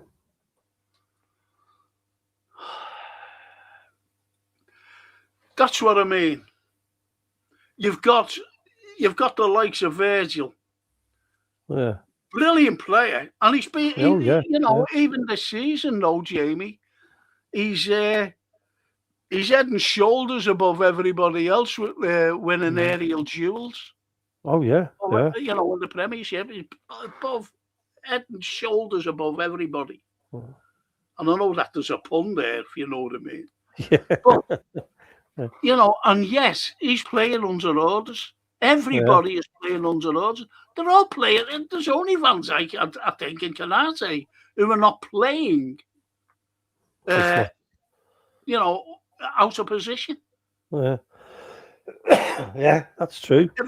You mentioned Wirtz. How many positions have Wirtz played? Every I'll position. give up on that one. Yeah. You look at Szoboszlai, he's our engine. In the middle. Yeah, definitely. Throwing him fucking up right back. Then you had on Saturday against Chelsea, you had Jones at right back while Joe Gomez was on the bench. Yeah. And they had Jones all over the pitch, though, didn't he? They gave him the freedom of and so I think the commentator said, what other defender gets the freedom of the field where they can have the free field where they want to go? And yes, he's in defence. Exactly. I get confused with that because I think if you're a defender, you stay till the defender until if everyone moves up, you move up with them. But I thought the referee was a bit poor on Saturday as well. I didn't think much of him. No. They got away with a few things in that game, Chelsea. Shall we say what these have been saying? Go on then. TW. Even in Frank and chat, I'd say, Wackers, the Liverpool forever. He says, this bloody thing, hang on. He says, hello, Frank. Oh, how's things? It's me, Wackers. Oh, my God, my day is a nightmare. My little one has broke my back garden window by smashing a football against it. That wasn't Gapco, was it? Sounds like a 50 pence, a football like a 50 pence piece. And I've just got in, so I'll rewind the pod. You want to because you want to hear what Jamie's been saw, the paranormal. It's brilliant. And alive a bit. I lived in a flat in one of the Georgian buildings in Upper Parley, and we definitely had a resident. When it appeared, in inverted commas, there was a smell of cooking and body smell. I wouldn't mind the smell of cooking, but the body sweat, nah. And Jason says, I came up to Millstreet a few times for investigation. Sure, Frank came up once, but it was not for an... Oh, yeah. Yep. So, yeah, no, you're right. That's right. Oh, I'm sorry there. I'll forgive you. I thought I was going doolally for a minute when you said you'd never been. I'm thinking, I'm sure Frank was in there. We were in the big hall looking how many seats we could fit in there. That's right. That's right. You've clicked it. Yeah. You've clicked me little memory, yeah. Brilliant. It was huge, wasn't it? I said, Yeah. but I said to you, you're not showing any paranormal stuff, are you? You said no. I don't think I asked you, would you want to go in the cellar, and I don't think you refused That's to go right. in the cellar. That's why I wouldn't. You said That's no. why that was stuck in my mind. Huh? Yeah. Do you want to go down there? I said, fuck you, I'm not going down there. I remember that. Yeah. And that's why I went down when it was COVID. I had to go into the building on my own. I go quite a few times on my own into the building, you know. And when it was COVID, I had to go down into the cellar on my own a few times, you know, to make sure there was no water flooding or anything, because there's like a little spring down there. And one night I went in and thought I'll have to go down into the cellar, and it was wintry time and it was dark. So I had actual permission and a letter to say that I could go in because it's a military. And anyway, I was down in the cellar. And I thought I'll do a bit of a recording as I'm going around, you know, and say what I'm doing. And I went into the cellar and I got to the far end. And suddenly I was just, I had to turn me back to the wall so I could look down the cellar while I was giving a description. And literally, Frank, this dark shadow just covered me completely. It was like somebody walked in front of me. And I was just completely in a dark shadow. And I just thought, well, I'll carry on talking. And I was talking like that, and it just disappeared and just vanished again. That cellar, to walk down that cellar, was the longest walk I'd felt trying to get out, you know, when I was trying to get out and get up the stairs and that. I remember that one. And you wanted me to go down there? Well, you didn't go, so that's why I'm telling you now. I've never talked to you again. I locked somebody down there by mistake once. Well, yeah, listen. Polo says, "Hey, Frank, I love your history knowledge. Thank you so much, Polo lad. And yeah, there's something for you here. When we have a close call and survive, maybe we didn't survive. We died, but from then on, our new life was begun. Maybe we have died many times over and lived many times. Do you know what? Can I say something on that? Yeah. Do you know what my thoughts have always been from a very young age? That we live in a past, a present, and a future. Mm-hmm. Three-dimensional. Yeah. Three-dimensional. I'm doing something on about ordinary history as well, but something on Wednesday about UAPs.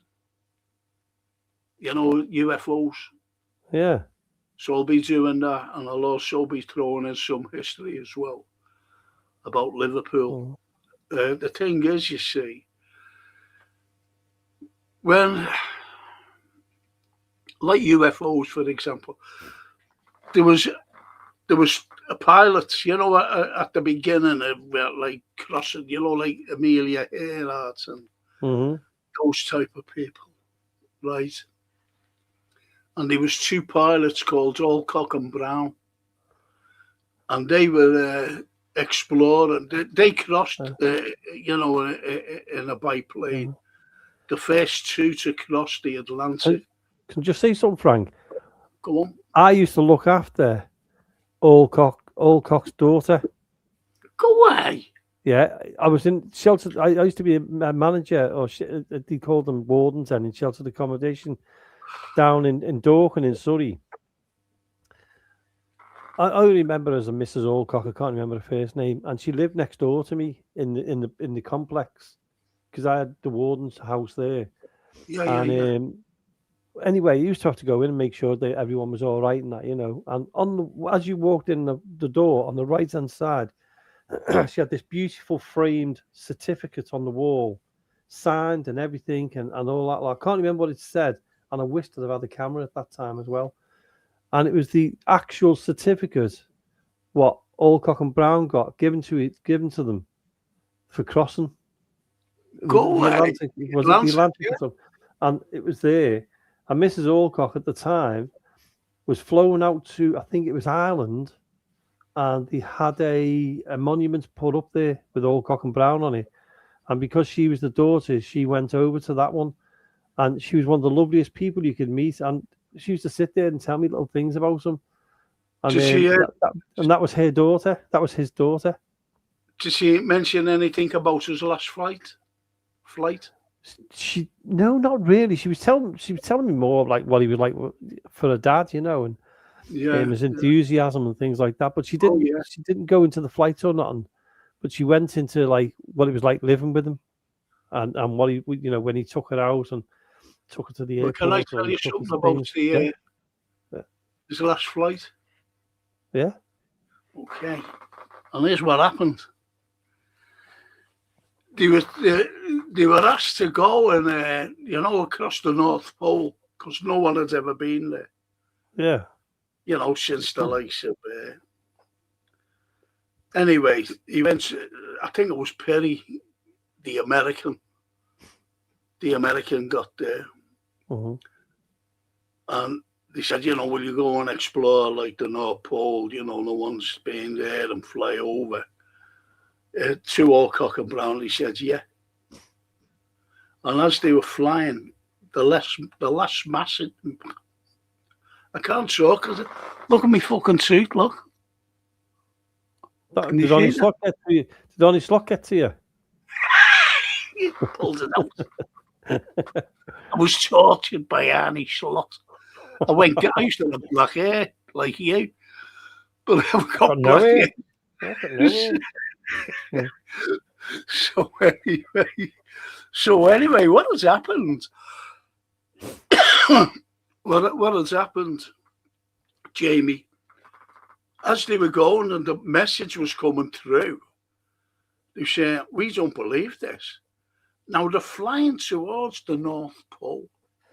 Yeah. And he said, "All as we can see is a black hole.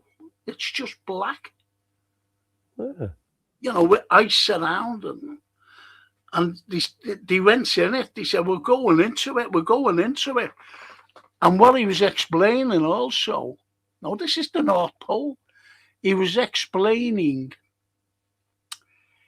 trees,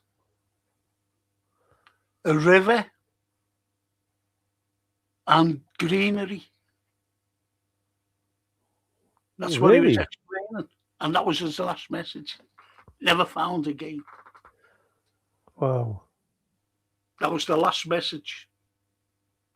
And it's a pity, you couldn't have, well, if you could have asked about his last message, if you knew anything about it. That was the year, when did I come back up here? I came back up here in 1995. So you're talking 94, 93, 94 when I was looking after her. Wow.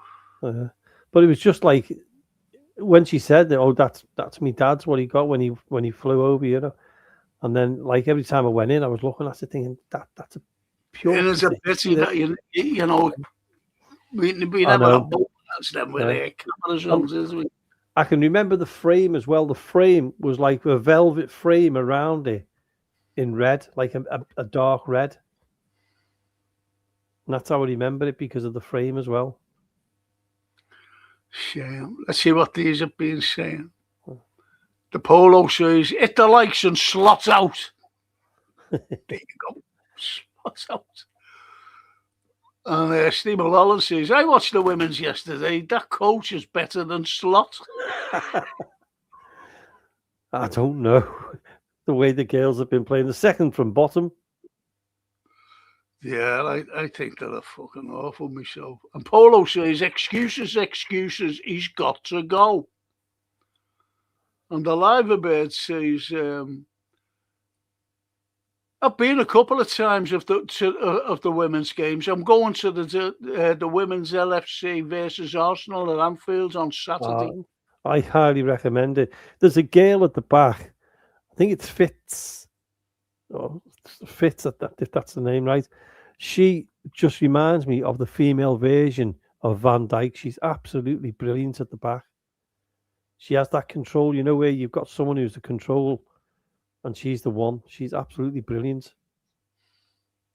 But Polo says he's a grifter. That's Slot. And Polo says Adderley Edge. That's where they all live. And Phil says, in fairness, it's very nice around there. That's what he says. Posh. Yeah. And Cedric says, Frank, have to go. Enjoy the rest of your day. You deserve it. He's a lovely fella, is Cedric. He's got Cedric Klopp as Cedric Klopp? No. And Polo says, 19 defeats and your guest wants another season. Fuck off. No, he doesn't. Hey, we've all got our own opinions, and that was mine. And Donna says, when is the end of the season? A couple of weeks. Yeah, about 2 weeks. And Steve Evo, can't comment on the Chelsea game as I haven't seen it and won't be watching it. I was on a train going up to Glasgow when the game was on. He was What's going Liverpool's to goal? Yeah. What's Liverpool's goal? Did you like his? The live about says the petition on Slot Out has reached 991,166 people. And if you turn that round, rotate it round, it's the same number. Yeah, it is, isn't it? Yeah. And Phil says, I thought Slot is leaving when the booze started. Slot shouted, start the car.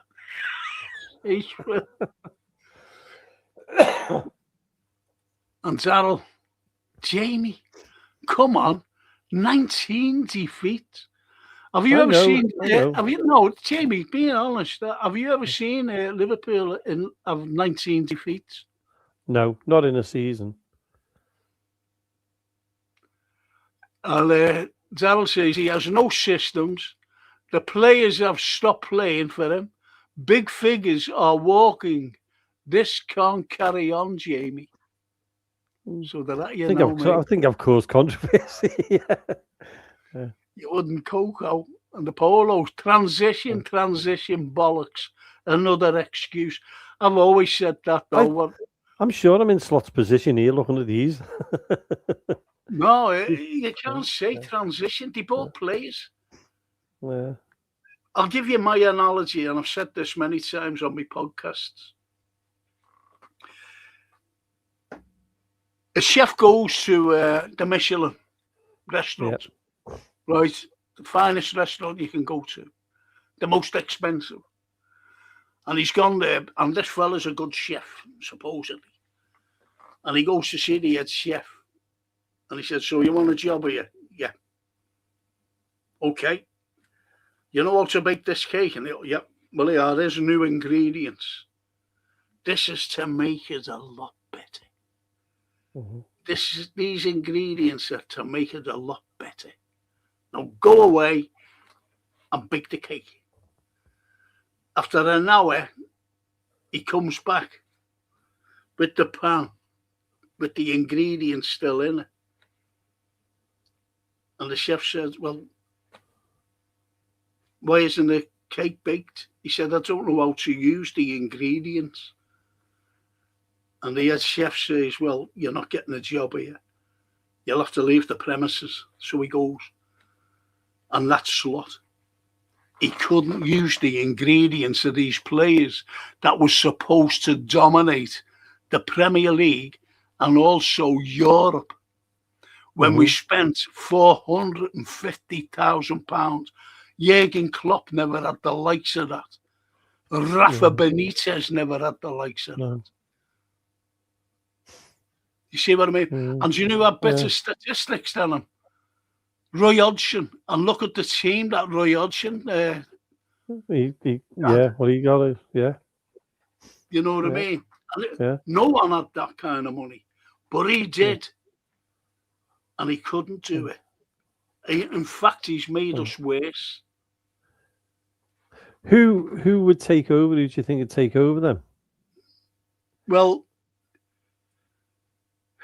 there are two actually.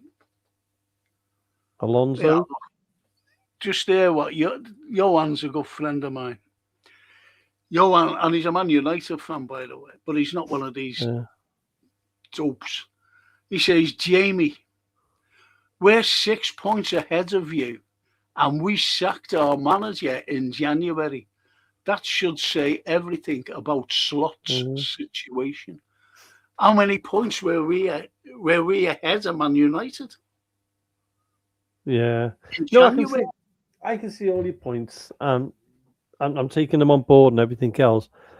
But I've always said the same thing. Another season.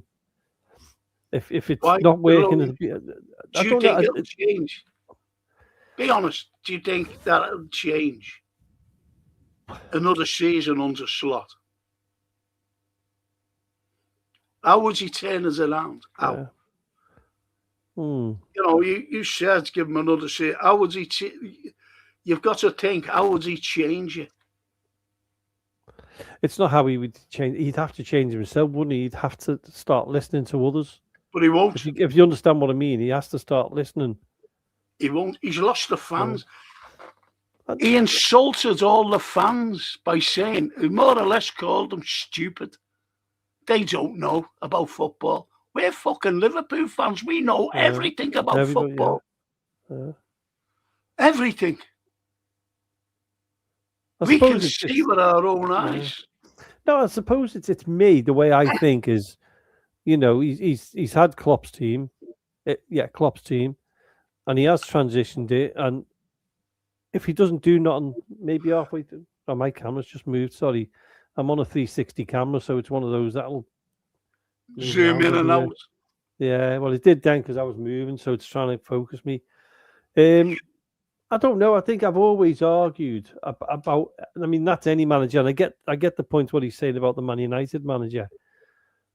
How long was he there? That manager?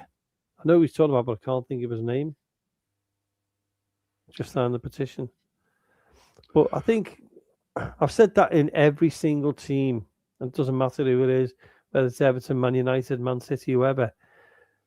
You have to give them time, and I know maybe I'm wrong. The only way I can say is if I'm wrong, and I'll admit it. If I'm wrong, I'll say, yeah, you were right. Well, the point is, you say, you just as Johan's saying, we sacked Amarim. Yeah, that's in the January, and we're 6 points clear now of Liverpool, and no clawing that back. You see what I mean? Amarim lost the team then. Well, Slot's lost it. Slot will never. Slot, he's an ordinary. I think he's a below average manager. The only, I think that he might make an all right manager in the Championship. We're Liverpool Football Club. We're the Harrods. I think it's going back to Jamie. We're not the fucking sweet club, the sweet shop on the corner of the road. No. We're Harrods. I think that's what he's like. He's a sweet shop fucking owner. I'm sorry about that. No, you're okay. I remember Klopp. I mean, Klopp was what's the word he's saying? Encouraging us to trust him. Of course. He's embraced us. He embraced us. He embraced the city. He embraced it. His wife, Ula, embraced it. His kids loved it. They were always in town. And this fella doesn't even fucking live here. I am taking it all in. I'm a historian. Yeah. Oh God, and I yeah. know. Do you fucking think that Ernie Slot went like that about Liverpool? Oh, they do.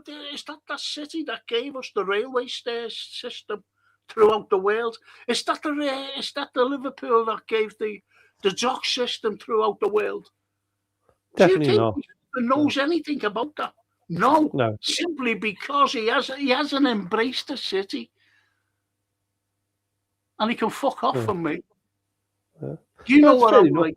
Yeah, no, that's fair enough, and we all have our opinions, and that's what's good about it. And everyone's got an opinion, and it's good to listen to everybody else's as well. And that, I don't disagree with what you're saying, and I don't agree with what you're saying. If you get, I'm on the fence with it at the moment. I just want to. I'm sorry, Frank. No, Frank, I'm sorry. That's just the way I'm thinking. Well, I think you're looking at the wrong fucking games. But anyway, Dennis Paparak, he's all the way from Tampa. And he's just signed a petition. He's an American. And he's just signed a petition to get them out, to get Slot out, and his backroom staff. Because they're useless. Watch my video that I did. I will do. I promise you I will do. And send me a message on what you think. Most probably you'd say, I'll disagree with you, Frank. Most probably. Anyway, Kevin says, Frank, do you remember back in the day, the cops singing, attack, attack, attack, attack, attack? I remember that. And we all do, don't we? But what's his I'll tell you what Klopp does. Slot, I'm sorry. I'll tell you what he does. And I've said this. I do a watch-along, Jamie. And I said it on Saturday. Watch us sit back to preserve the lead. He just does it every single game. Sit back to preserve the lead. That earlier, Liverpool scored the goal and went back. Exactly. That's what he does every game. You can't preserve a lead on 1-0. It's every game. I can prove it. If you go and watch me from the start of the fucking season, he does it every game. Sits back. We were beating Crystal Palace. Was it Crystal Palace? 2-0. And we fucking sat back and they fucking got to, but we were lucky to win the game in the end. Very lucky. But they got back to us to 2-2. That's what he does every game. And Dennis says, we had Eloise Asylum in our hometown of Westland, Michigan, one of the most haunted sites in the Detroit area. Do you ever know about that? I've heard of it, yeah. I think it's been on the TV, that one on one of the American shows. There's a few places I'd like to do in America. It's getting over there, isn't it? What was that nice one? Change the subject. The lovely Toscana. I love this lady. I love all my ladies on here. And Toscana says, if Slot isn't going to change the style of play, what's the point in Slot staying as a manager? He's no dedication to the club. He has no dedication to the club. Says it all. When the top players want to leave. There you go. Mo Salah called him out, didn't he? Salah did, yeah.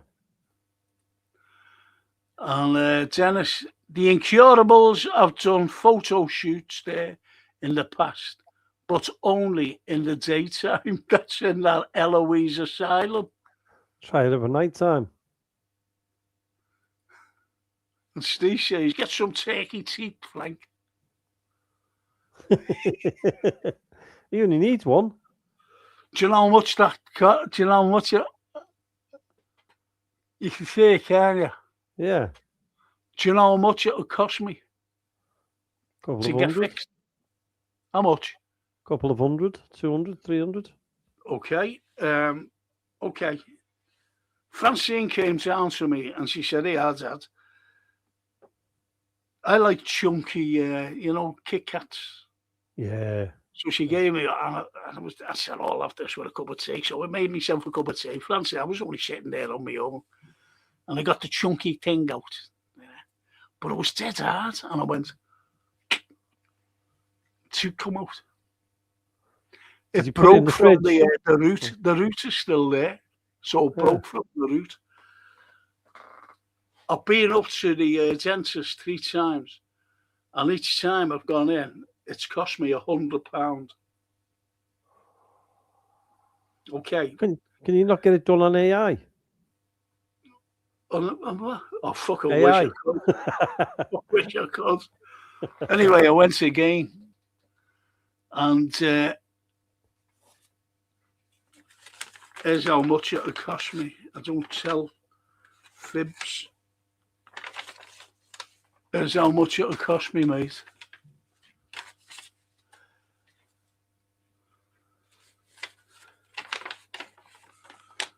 I hope you can see this.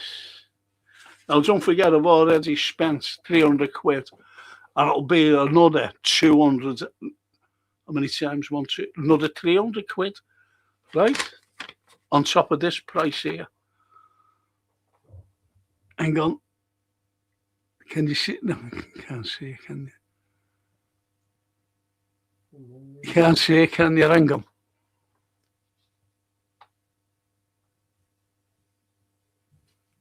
Well, shall I tell you how much that is? Yeah, please. 1,300 quid.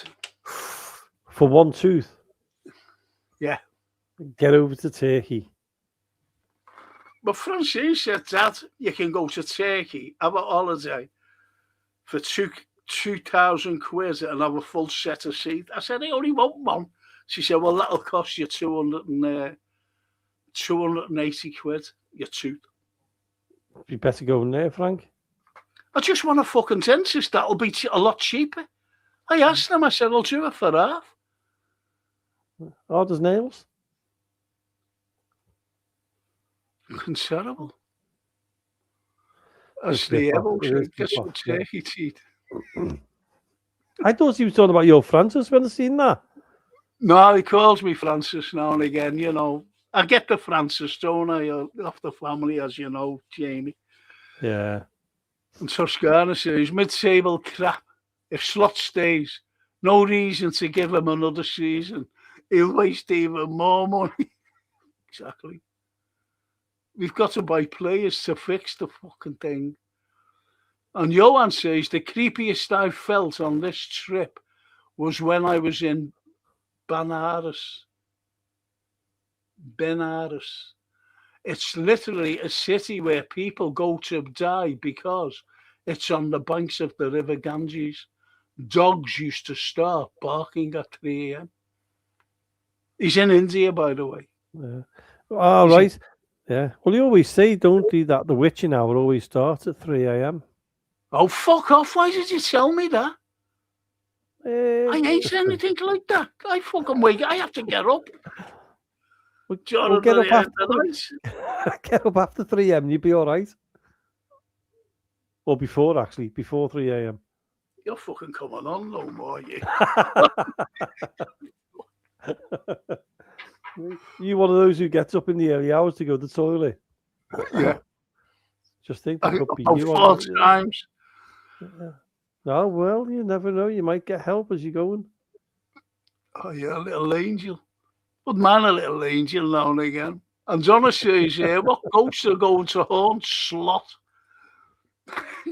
And Johan says, Shankly, Paisley. Oh, yes. The Pace. And I'm fairly certain I saw people from the corner of my eye who weren't there on a second glance there. That's what you were saying before. Yeah, a lot of people do see things in the corner of their eye. Why that's for some reason or other, that's quite very common that happens. I've seen it many a times at a mill street, you know, you think, oh, there's somebody here with me. And you just catch a glimpse of them in the corner of their eye. Why it happens, I don't know. But I think everybody's had the experience. I experienced that the other night, to be honest. Yeah. And I looked over, you know, and there was nothing there, obviously. Yeah. was me on my own. And I thought I'd seen something, when I looked. That's your peripheral vision. Right, I'm just going to turn the light on because I'm getting darker and darker in here. I don't want to frighten anyone. I won't be a sec, Frank. Go ahead, mate.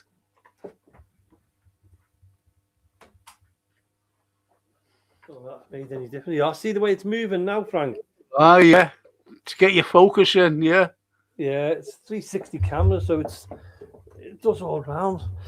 So it's a good job I wasn't pulling faces and that off screen, wasn't it? Because he widens out and lets me see everyone.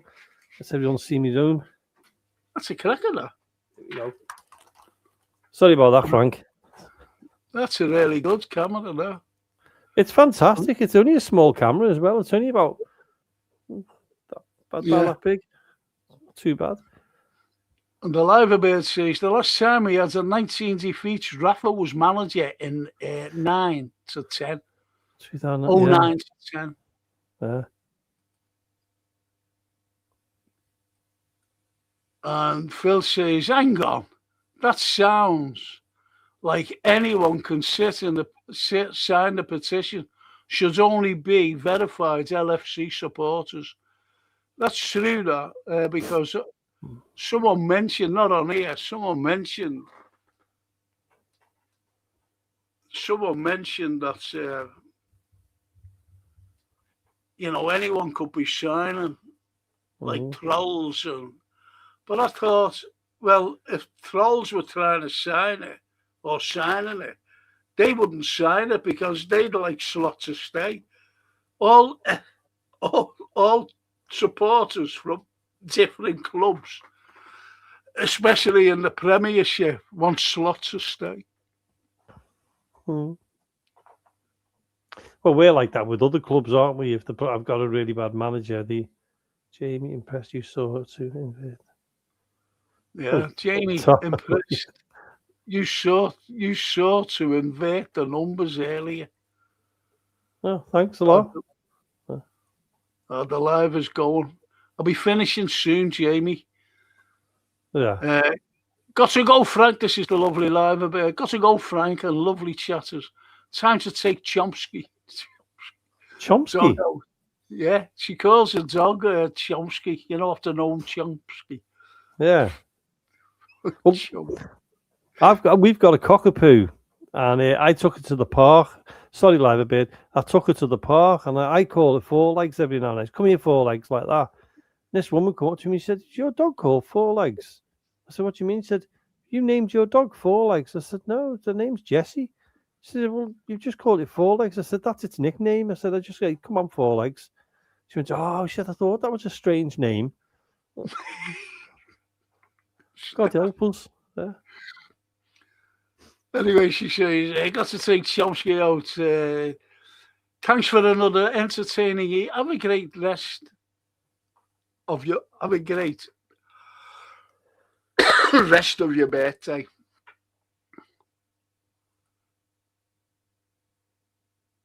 And Johan says, Amaram lasted 13 months. Oh, there's my old mate, David Weston. He has no passion for this club, simple as that. I have worked with managers that are passionate about LFC. And he's worked with, shall I tell you who David Wested's worked with? Good friend of mine, by the way. And his family are good friends of mine. His daughter, Sharon, she used to be a colleague of mine, teaching. Anyway, the managers he's worked with is Rafa Benitez and Kenny. Kenny Dalglish. So he knows. You can't go, oh, fair enough. I'll take David Wested's opinion there then. If he's good night, liver. As he said, every manager is, passionate, and he's got nothing. He's not passionate about any. Good night, Live. Have a nice walk, says lovely little Tommy. I'll have a look at your video, what you said about him. And if I'm wrong, what's that? Sorry, I meant he has an opinion.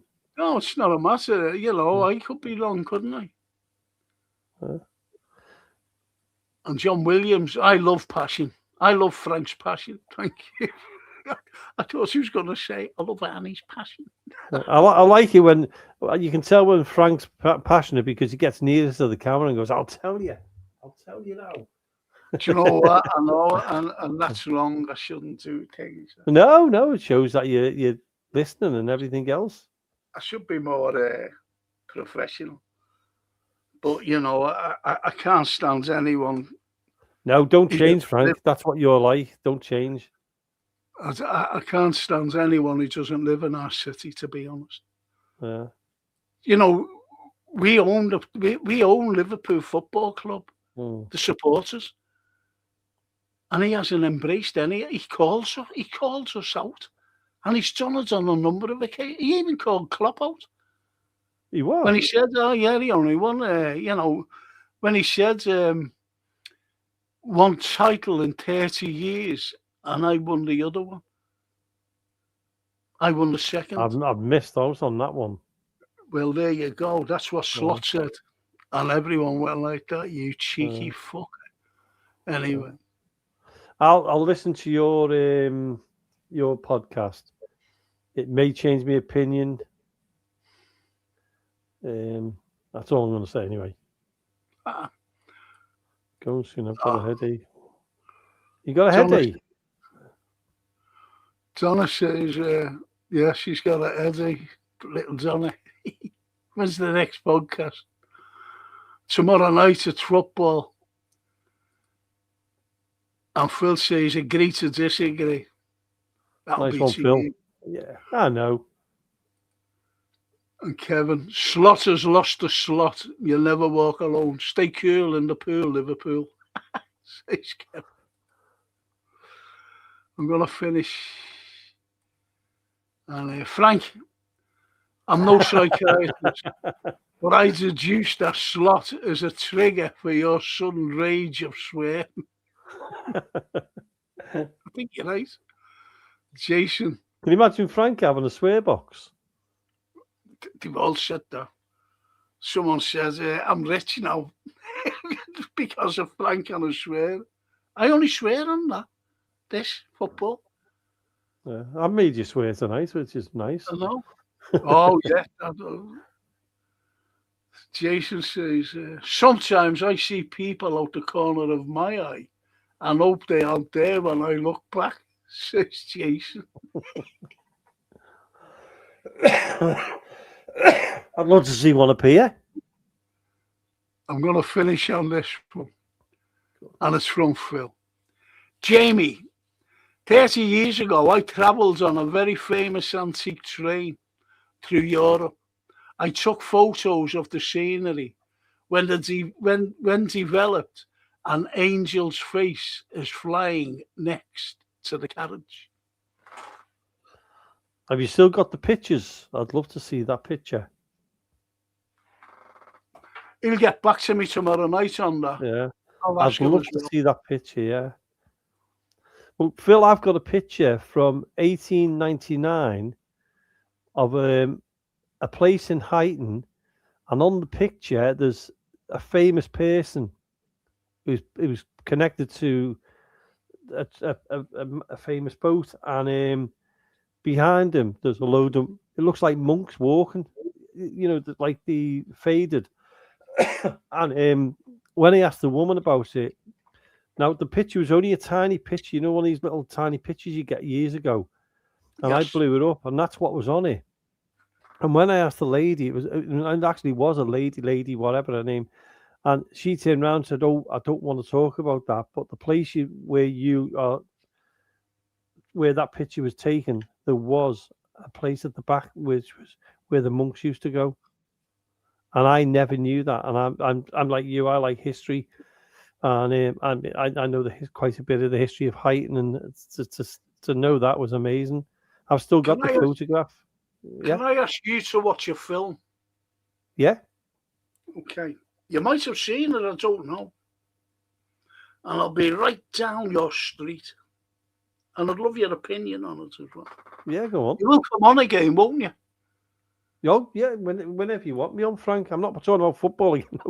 No, it'll just be parent. That just came up. I'm only joking, Frank. No, I know that. Yeah, I'd love you, lot, and I'd love you to have a look at this film, and when you come on in the next week or two. I'm just getting I'm getting a card to write it down on a piece of paper. Okay. That's a gap on that one.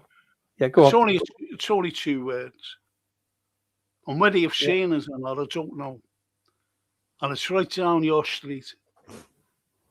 It's called Wind Chill. Not heard of it. Is that one word?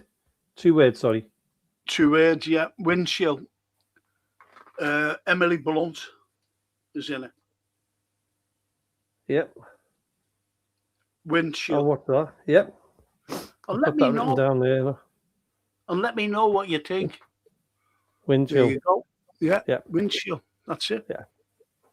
Just watch it. Yeah. Even your girl, I think she'll like it as well. Yeah, no, that's great. She loves films. Yeah. Oh, well, there you go. I'll definitely have a look at that, and then next time you have you on, we'll mention it and we'll talk about it. Yeah, please do. Yeah. Might need the heating on when I'm watching that. Bruce, how do you know about that? Bruce, the 3-legged dog. Wait a moment. Probably. Jason's got a closer up picture of it, but just bear with me a second. Oh, it's over there. The camera, isn't it? The black dog. There.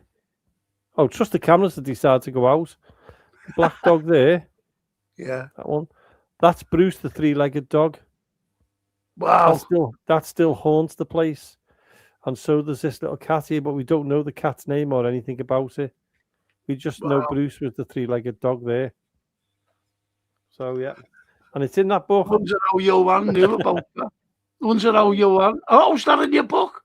Yeah. That's the book. Have you not got a copy of it, Frank? No. Oh, I'll have to get you a copy. I know you won't read it. Right. Oh, fuck that. I could show it, though, couldn't I? I could show it. Oh, get this. Yeah. Pretends over there. It's great. Yeah. It's just lightning. No, I think I know Jason got it. And Phil says, Frank, like NGOs are causing trouble in our country. Red like NGOs, non-government agencies, organisations, yes. And Carl, slots like Keir Starmer. Slots worse than Keir. No one can be as worse as Keir. No.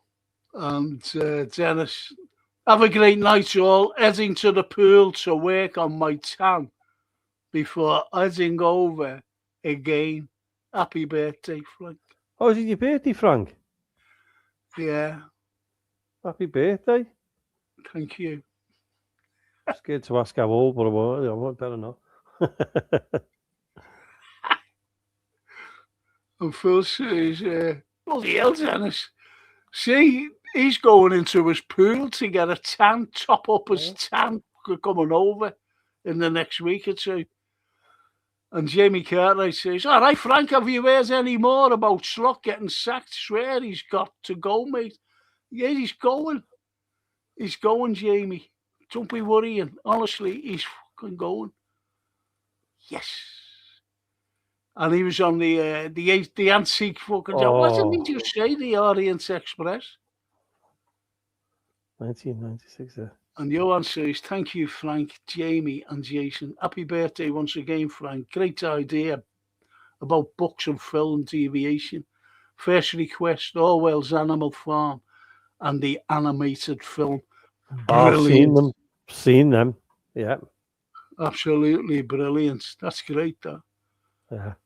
And Johan said, you mentioned Bruce the last time you were on, Jamie. Oh, my God. What a memory you've got. It's brilliant. Yeah. God, that is some memory, that. And Phil says to Donna, remember Charlie Drake? He got battered when a stunt was rigged. It was rumoured to be revenge for nasty. He was a very nasty person. They threw him through a window. I'll never forget that. It was a live show, TV show. Threw him through a window and he was unconscious. He was a nasty little man. was Charlie. Hello, my darlings. Remember him? I remember him. Class he was. Toscana. I've always wondered why some people can feel a presence and some can't. My son does, and I did once hear my dad in my head calling my name, and I was alone. A few strange things happened after he passed. My answer to that is I think everyone can feel the presence, but life gets in the way sometimes. And because we all live like busy lives now, or TV, we're all watching TV, we're all on podcasts, we're all doing radio shows. But there's all these different things in your life that you don't get a chance to sit down and relax. When we do paranormal investigations, we did them with the public, as Frank knows, and the chances of getting something and saying that was paranormal or that was, I know we did it with Frank, but there wasn't loads of us then. But sometimes when you're on your own, when you're relaxing, you know, your mind's not on much at all. That's when you can feel something or you feel a presence. I believe everybody has felt something at some time in their life. Because if you go into someone's house and there's been a massive argument, it doesn't matter how nice they are and how welcoming they are, you know by the atmosphere that there's something's happened.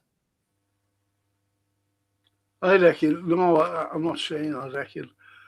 Yes. He was, you know, as I said about that fella in France. Yeah. But he was dressed. And that cane, that's what got me most, that cane. And it was in that box. It was in that, like, you know, the coat rack.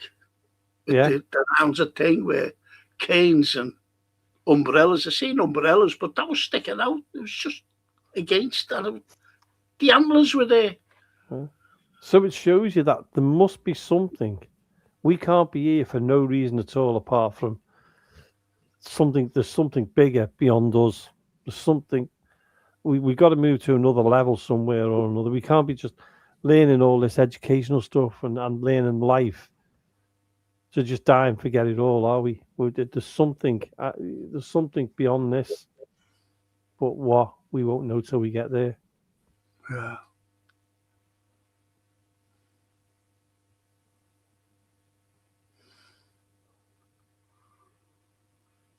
Yeah, there's a good one for you. Well, Phil. Frank, what about this business of spectrum where we can only see 2% of the world? Mm-hmm. The thing is, you see, with the likes of, it's like, now I'm looking at you, and you know the way we say, like, all we can see at the corner of our eye, because we really can't see the side. No. It's like, it's really hard to explain that we can see stars that take 300,000 years to the beam to its Earth so we can see them. 300,000 years. Yet we can see that. I always remember Patrick Moore and Sky at Night. I love Sky at Night. I love about deep space, you know. I love all that. Anyway, he said, if I was on Sirius now and I had a telescope that could reach Earth, what I'd be looking at is the Roman invasion. Yeah. It's hard to, you can't imagine that, can you? No, that's why I said about past, a present, and a future. Mm-hmm. Yeah. It's like all cock and brown, going into that black hole, and never coming back. And yet there was it was like, what did he say? It was tropical. He used the word tropical. It's a tropical paradigm. If you think about it now, Frank, we every single day we live in our past our present and the future every Of second. course we do. Because we're coming from the past into the present, and suddenly that present is now the past. And we never Yeah, go look, backwards, we always go forwards. Thank yeah. you very much. Thank you very much. Subscribe to Access Paranormal Radio and podcast on YouTube. Legends. Isn't that lovely? Thank you. Yeah, I love that. And lovely little. I'm going to end on this. I say to the spirits in my home, thank you for visiting, as I'm only a guest. Oh, isn't that brilliant? Yeah. Whenever I leave Mill Street, I always say goodbye to whatever's in there. And whenever I go in, I always say hello. Respect them like we expect to be respected. That's what I say. Yeah, look, Frank, what's the chance of Jamie knowing all Cox's daughter? He'd been talking about it before, Phil. Anyway, yeah, she was lovely. Jamie, I've got to finish, mate. I'm absolutely fucking shot. I'm in pain. No problem, Frank. And so we'll come on in the next week or two. Yeah, just let me know. But we'll just have a 2-hour program. Yeah, I'll tell the people this isn't football. It's not like anything else. It's just pure paranormal. How's that? Absolutely fine with me, that, Frank. Okay, so I'll see you in a week or two. Yeah, just give me the date, the time, and I'll be ready for you. All right, mate. Thank you so much, Jamie. No, thank you, Frank, for inviting me on. I appreciate it. And don't forget, watch the film. I promise you I will, and I'm going to watch the one about Slot as well. Okay. And then I might have a different opinion. I don't know. Good night, lovely Frank, and happy birthday, says my little girlfriend, Donna. Thank you, Donna. And on that wonderful note, Phil says, good night, guys. Frank Carlyle's podcast, like Ken Dodd's show's running over. I know. Yeah. It's shocking. It's shocking. Thank you, Phil. Thank you, Phil, for that. And on that wonderful note, I'll say good night to everybody, to my wonderful Italian girls. Mille grazie, buonanotte. To my great guest, the lovely Jamie. And Jamie, honestly, mate, a book, Jamie, Jason will put that up. You know, we will advertise it because everyone likes the paranormal except me. And I think you should read it. You should read it, Frank. You might enjoy it.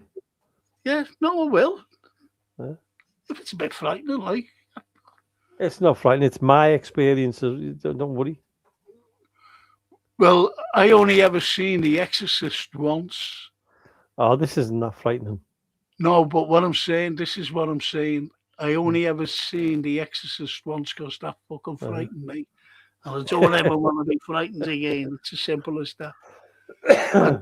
I get, you know, the only thing that frightens me was, as I thought, with my exes. If you know what I mean. They frighten me more so than anything. I refuse to comment on that, as on the grounds it would incriminate me. Oh, Jamie, thank you so much. And a big thanks to Jason.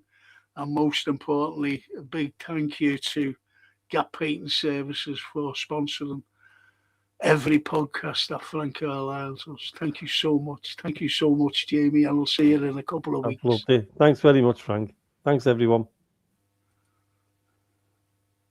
Isn't that lovely? Frank, don't forget Johan's book, Tingy Me Bob. Good night, everyone. Ciao. Sarah.